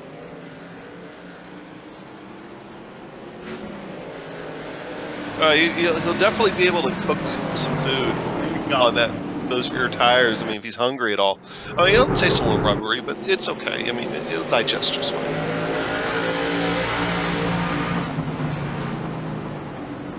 Ooh, who is that shit?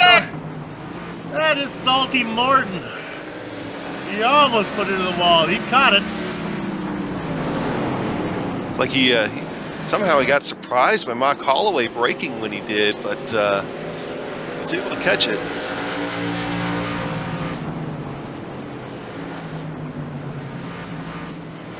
Great racing here for 3rd. The top 2 have run away. You can see it on the tower. 3 seconds ahead of Kibbe's 3 seconds ahead of Rafferty. Rafferty's come back into the clutches of Moore. Moore's been racing on ice. Holloway's been smooth in the 5. Again, I like Brian Dean. 4th in line in the 23. Morton's had his adventures.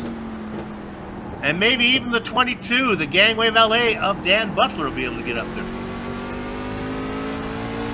Oh, Moore loose again on the inside.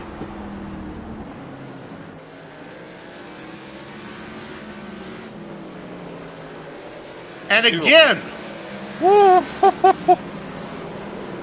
He's flat out drove that thing sideways from the middle of the corner on.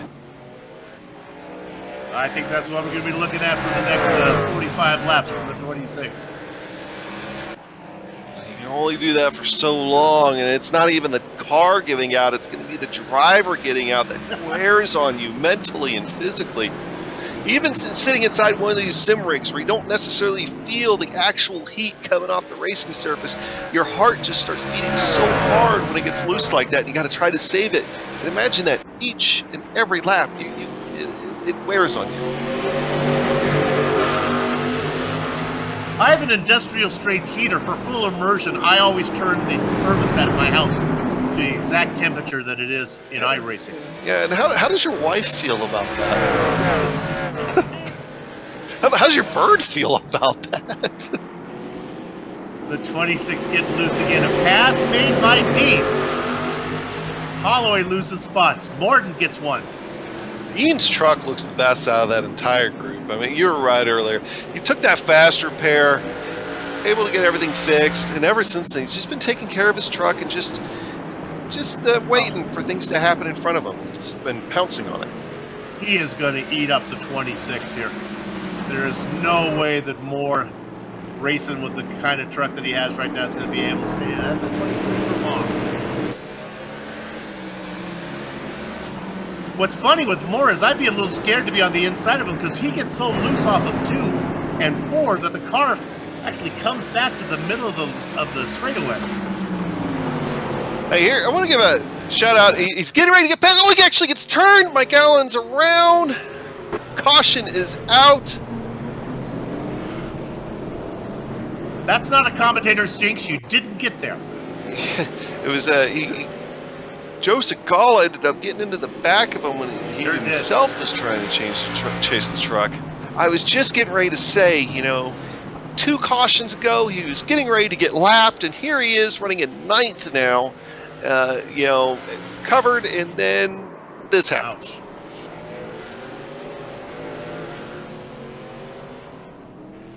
The good news is it didn't hurt the truck that much.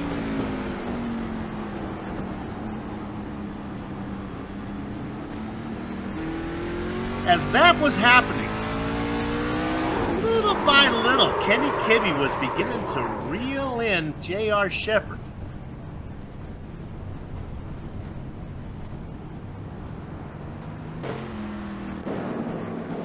He's gonna have to be careful on this restart though, because he's gonna have Rafferty on the inside of him this time, and he is faster than Rafferty, but he starts on the inside of him. He's going to give him a fit for a little while. That's going to give J.R. Shepherd you know, a little bit of a push. And if Kibbe cannot clear Rafferty on that outside line and starts to have to fight with him, that could be trouble. So, Adam, I understand how worn tires are while you're racing at speed. I just got to assume they also make restarts more difficult, right? Oh yeah, restarts are going to be like this. Restart's going to be treacherous, and they're going to get even more treacherous every single time. At this point in the race, the tires are picking up stuff as we're running under yellow here, and they're also just now starting to get more worn. So anytime you go to pounce on that throttle to get away, wheel spin could very well be a big factor here on this restart and any remaining restarts that we have. Can you feel it in the sim? How would you know as a sim racer that your rear tires are spinning? To me, you hear the RPMs accelerate, and you're not going anywhere. And you're not going anywhere. You feel the truck try to slide out a little bit, and you feel your force feedback. You feel it everywhere, and all of a sudden, it's like if you take the wrong corrective action, the truck's going to snap around, and if it snaps around the way you don't want it to snap around, you're going to end up taking 5 or 6 trucks with you. So you got to be careful here to minimize that wheel spin. You'll see a lot of guys don't go full throttle here right at the start. They'll kind of ease into the throttle a little bit more if they can. The guys at the front, though, they don't have a choice. They're going to have to go hard right away. We saw the outside line work for J.R. Shepherd as he powered his way around Donnie Moore. Kibbe was witness to that. In fact, Kibbe got powered around in that exact restart by Morton. So now Kibbe gets the opportunity. If he can stay alongside of Shepherd into 1 and 2 and come out of 2, not side by side, but at least in the hunt, he's got a shot to finish, to make this work. Pace car is in. It's been many laps since these guys had their last restart. Seeing some guys already bumping in the back. J.R. Shepherd gets off to a great start, though. Here's Rafferty. This is exactly the scenario I was worried about. He's in the inside of Kibbe here. He's going to get him.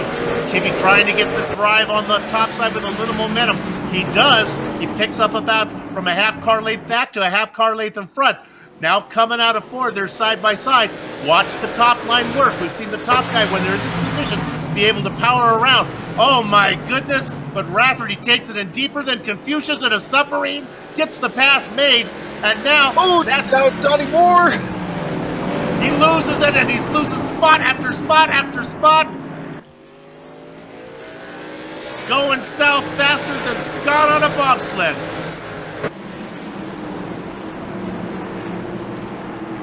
Your leader, J.R. Shepherd. Your leader, J.R. Shepherd, just got a little loose himself there coming off a 2. He brushed the wall enough to create a spark or 2. You're not going to notice it, but He's fighting a loose truck too now off the corner exit. 29 laps to go. Bobby Rafferty has worked his way from 7th. He went all the way to the back, worked his way through the entire field. He's got only one driver to go. It is multi-time champion J.R. Shepherd. What happened there on the restart was exactly what J.R. Shepherd wanted to see. He wanted to get that good jump. He wanted to see Rafferty on the inside of Kibbe because he knew that was going to be a chance for him to open up a gap. Now he's hoping this thing goes caution-free the rest of the way. Shepherd definitely wants to see it green all the way. Oh, Donnie Moore bleeding more spots. He was almost in the wall there in 3 and 4, running way high. And he's now falling back, I think, to 8th or 9th position here. That's Todd Liston underneath. Liston's car not all that happy either. They come across side by side. Liston a little bit loose. Moore credited with leading Liston that lap. Austin Belke watching on. Let's stay on this 2x2 battle here until they get it sorted out. Bam! Bang!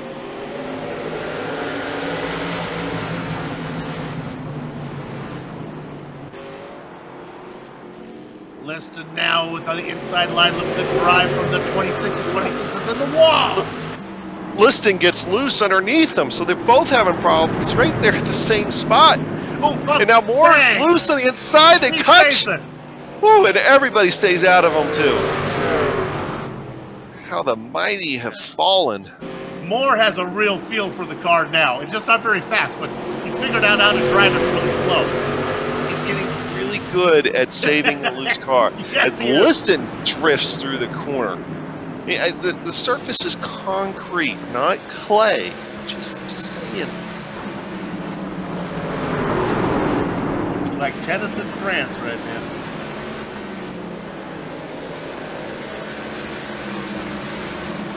Your leader, working lap 101 in a normal Outlaw Modified. Oh, Liston's in the wall hard. He keeps going. I'm just waiting for a caution to come out of this group. This is where the action is. With apologies to the guys 7th and up.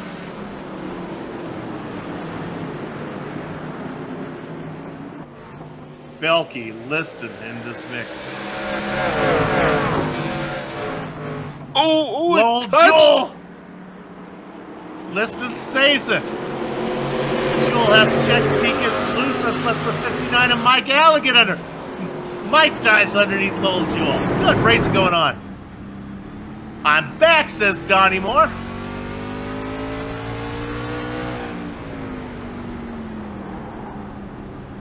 Every lap, Liston is just drifting through there.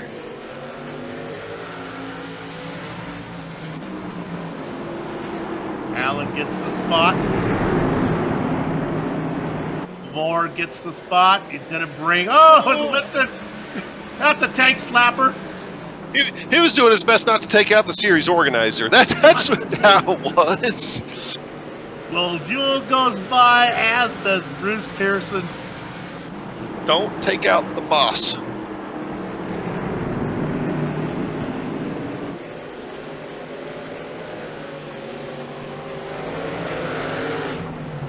My goodness, about a second lead now does J.R. Shepherd have over Rafferty. You talked about Shepherd not wanting a yellow. Bobby Rafferty wouldn't mind one right now. Give me one shot at him. At the same time, though, I mean, he's occupied, I think, every single possible position in this race today as Rafferty. So, yeah, it's one of those ones that's like, don't lick a gift horse in the mouth. Yeah, I think it'd be a case of be careful what you wish for. As he's in second now, a yellow flag, he might find himself as far back as 4th because Kibbe looks pretty good, as does Morton.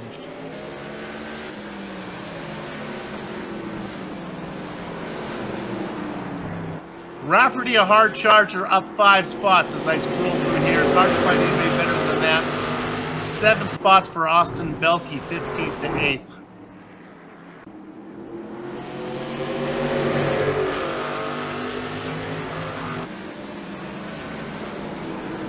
Things beginning to settle down a little bit.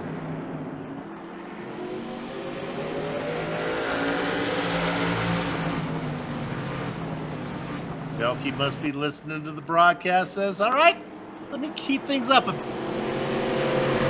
Allen makes the pass on Belkey, and Belkey's now going to lose one to Donnie Moore.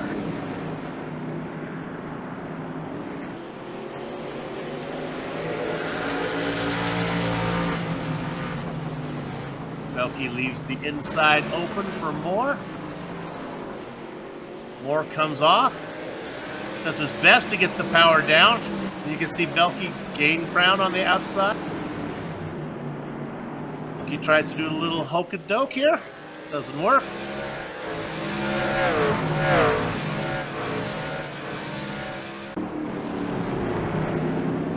Yeah, Morton and Kibbe, I think that's going to be the next top 5 battle here. I really think Rafferty's actually slowing up Kibbe just a touch, but yep. Morton is going to be the one that's going to be able to pounce on it the best.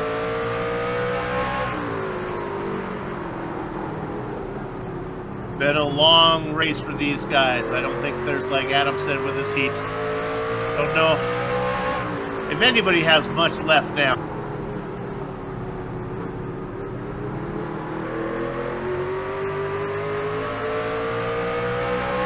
Even every once in a while, you'll see the leader, J.R. Shepard, get a little bit squirrely. He has the added benefit, though, of a 2-second lead and no one right behind him to try to save the truck when it happens, so. All right, we're right on board with Morton. Just looking through the field, and it definitely looks like we have a bunch of trucks that have been racing at Martinsville. Adam, it's got to be kind of rough to make the pass because, you know, Morton's car right now is garbage. The only problem, I mean, Kibbe's car is more garbage. So it's like, whose car is less worse? Yeah, that's what it's going to boil down to. I mean, it's who has that little bit extra in themselves and in the tires and everything else to try to make a move. Lap times have fallen down in the 21-second range for some of these guys. So the other factor is too, Liston is sliding. He is gonna save it. No caution. But that is gonna go back to my next point of even with 10 laps to go here, that pack behind the leader, second, third, and fourth, they may have some lap traffic involved toward the end of this thing. So they're going to have to watch out for that. If they want to make any moves, they're going to have to do it now because there's only 2 lanes around this place. And if you got lap traffic occupying that outside lane, you can't do anything with it. At this point, is there any way for a driver to, like, ease off and have his tires come back to him, or are they gone? I was thinking Donnie Moore may have been done with problems, but it doesn't look that way. You can, but you risk losing so much time that you're not going to be able to get it back here with only, 8 laps to go. So I think Donnie Moore had to fight that thing down the entire straightaway that time.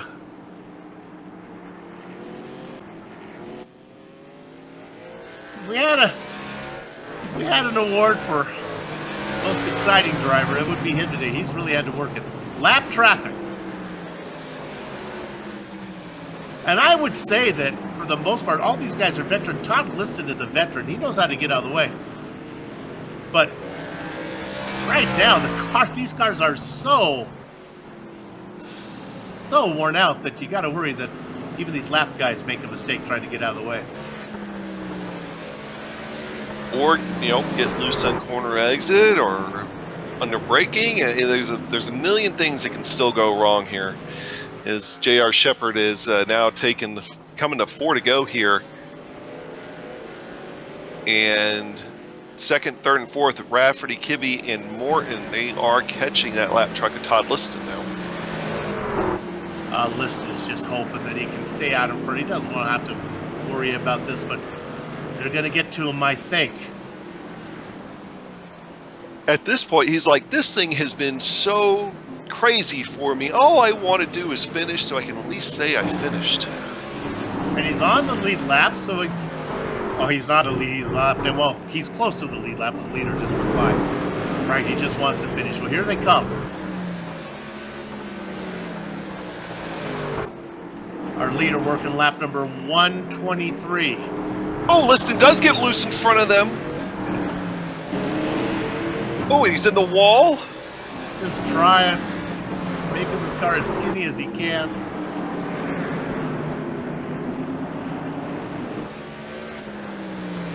And they get by him. Our leader was able to negotiate his way around Robbie Robinson. There is that white flag, Soup. 13 cars on the lead lap. But the driver that leads them all, multi-time champion, odds-on favorite to win this round, and he doesn't disappoint the odds makers. Your winner, J.R. Shepherd. Rafferty, Kibbe, and Morden go second, third, and fourth. Donnie Moore will settle for 10th. Last car on the lead lap, a tip of the hat to him, Joe Segala. And that'll do it here for the Bootleg Racing League's 4th annual Stone River Outfitters Championship Shootout. It was a good one. We're not done with our broadcast, though. We'll take a short break. We'll come back to run down the entire finishing order of all 16 drivers, talk to a few of the drivers before we put a lock on the gate. Back in a few.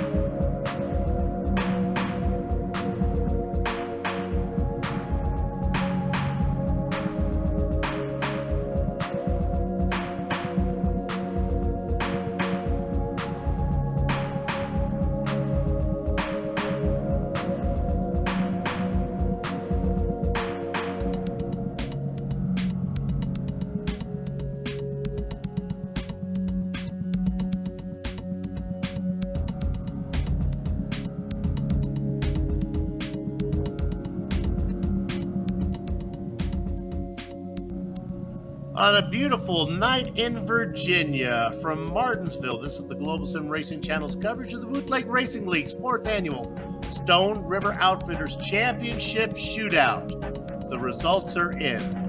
Now in qualifying, they ran out of time, and J.R. Shepherd and Bobby Rafferty didn't get a chance to qualify. As it ended up, it really didn't hurt him too bad. As Shepherd gets the win, Rafferty was in second. Rafferty had an eventful race going all the way to the back, working his way through. Kenny Kibbe finishes in third. Justin Morton and Brian Dean go fourth and fifth. Back half of your top 10, Mike Holloway, Dan Butler, Mike Allen, Austin Belkey, and he was up front for a long time. He settles for 10th. Donnie Moore. Adam, you get the rest of these guys. Yeah, coming in from 11th place on back now, the back part of the field. And Low Jewel stuck back there. He had some exciting moments here tonight. Bruce Pearson, Joe Segala was the last car in the lead lap. Todd Liston, and that was an adventure watching Todd Liston. And I'm sure he is just happy to finish this race. Robbie Robinson, Adam Shane, they cut it short here for tonight, the only retiree. All right, I get the opportunity to talk to our event winner, and that's going to be J.R. Shepard as we bring the multi-time championship into the booth, right now. There you got our winner with her, J.R. Congratulations on the win. I want to take you to what I thought was the turning point. About a 2 or 3 lap battle side by side with Donnie Moore, with you on the outside, and you were not going to surrender. Yeah. It was a 125 lap race. So, early on, it's just trying to save tires and be easy with it. And when we got that caution, I knew I was going to be stuck on the outside, and there were some fast guys on that inside roll. So I knew that I needed to go then, and I used up some of the tires doing it. But yeah, I knew that was the time to do it. Indeed, it was do or die, because if you didn't get the pass, you may have ended up in 4th. Yeah, it was not going to be good. there were some very fast guys that were on that inside line, and I don't know if Donnie messed up a little bit or not, but yeah, I was just able to get a good run off the corner there. A longer race, a really hot track. For me as a viewer, it looked like you guys, at least I'm not sure about you, but I think even you were struggling with the vehicle more at the end of the race than you usually would with an SK Modified. Oh yeah, for sure. This truck, the setup in it, once those front tires are gone, it plows under braking, and then you really had to watch it, because if you overdrove the entry, instead of plowing, the rear end would come around. So early on, I was adjusting the brake bias, moving it around to help me get into the corner, and then late in the race, as the truck really started to change, I had to adjust it back. So it's something you had to watch, and I was kind of modulating the brake getting into the corner off and on to keep the wheels from locking up, and then off the corner, it's like having an egg under the throttle. Out in front, we saw you working the car even when you had a couple seconds. You were working it. Hey, congratulations on the win. Yeah, thanks, Super. Let me give a shout out to Stone River Outfitters for sponsoring the event tonight, and to Lowell and the Bootleg Racing League for everything that he does. Absolutely. Always glad to have sponsors on board here in the in the Bootleg Racing League. J.R. Shepard, your winner here in the Stone River Outfitters Championship Shootout. Adam, who you got? I think it's fitting that I'm going to get Bobby Rafferty, considering we had the Rafferty watch going on. Buddy, you occupied, I think, every single possible position out there here tonight in the feature race, with the exception of P1. You definitely made it exciting for us up in the booth. It was definitely an interesting race, that's for sure. Early on, we got into a little bit of an incident, unfortunate, but, really nobody's fault. But unfortunately, I should have chose high when I chose low, and it set us back quite a ways, and it was just a fight from there. Well, of course, you ultimately ended up almost coming out on top of the fight, able to crawl your way back up to second place. That last restart there, though, that was the point that you really had to get on it. Tell us about that couple lap battle you had there with Kibbe. Honestly, I was hanging on for dear life.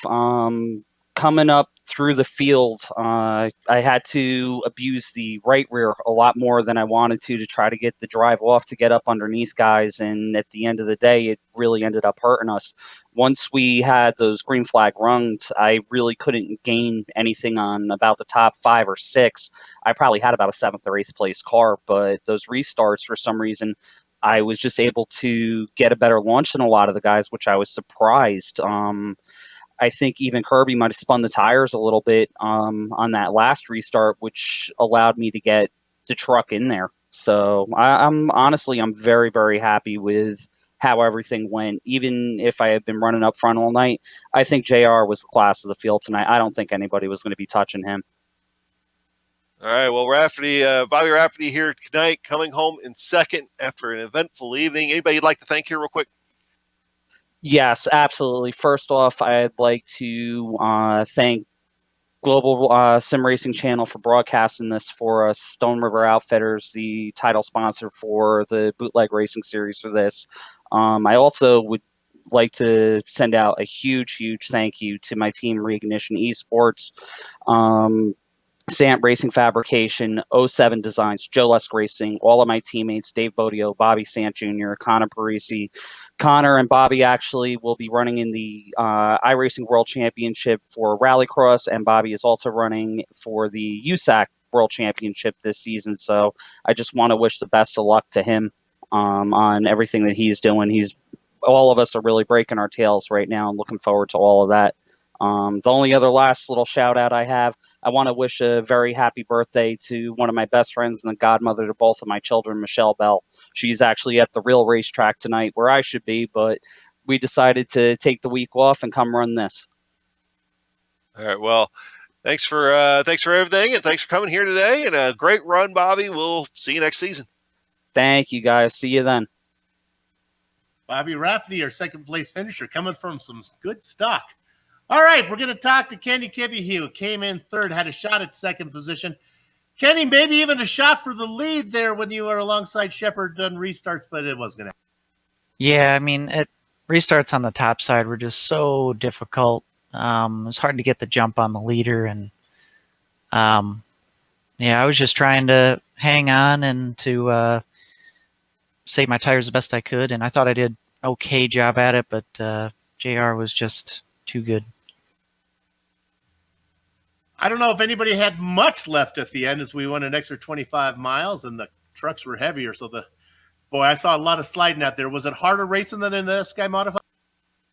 Oh yeah, I mean, the 25 laps does make a difference too, and the track was really hot. I mean, it was over 100 degrees the entire time, and I mean, these trucks, they don't handle like the SKs. They got a lot of power, and I was just in conserve mode like the whole race, and kind of just trying to keep her straight. You happy with third? Yeah, I'm really happy about third because I wanted to be able to get on the broadcast and give a shout out to, well, just say that our hearts are heavy for Mike Stefanik's death, and I ran this special paint scheme. Big shout out to Matt Janowski for painting it for me. The scheme I ran is the truck scheme that Mike Stefanik ran his rookie year in the truck series. So I'm glad that we were able to give it a good, clean run. Nice to do a little tribute there for that. Certainly our thoughts and prayers to Mike's family. Congratulations on the third place finish. I'll get you out of here on this one. Will I see you for the Outlaw Modified Series next season?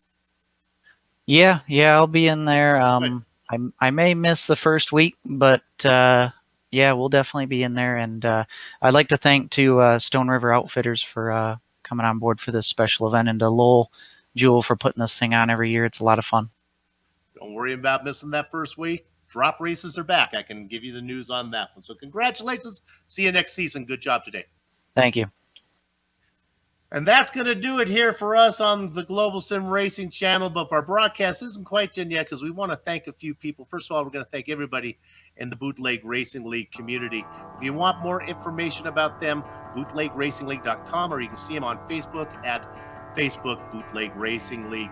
Also, thanks to the series sponsor, we didn't talk much about them, but the Cruise Shop, they're going to be back for next season. We'd like to see them back, and of course, Stone River Outfitters as well. On screen now are some of the equipment and software we use to stream cyberspace into your place. Additional thanks to June Milan, who provides our wonderful music. See the screen, say how to get a hold of more great work. Now, you'll want to check with the GlobalSimRacingChannel.com to find out when the Outlaw Modified Series will be back. You can find out that and all other upcoming events at GlobalSimRacingChannel.com.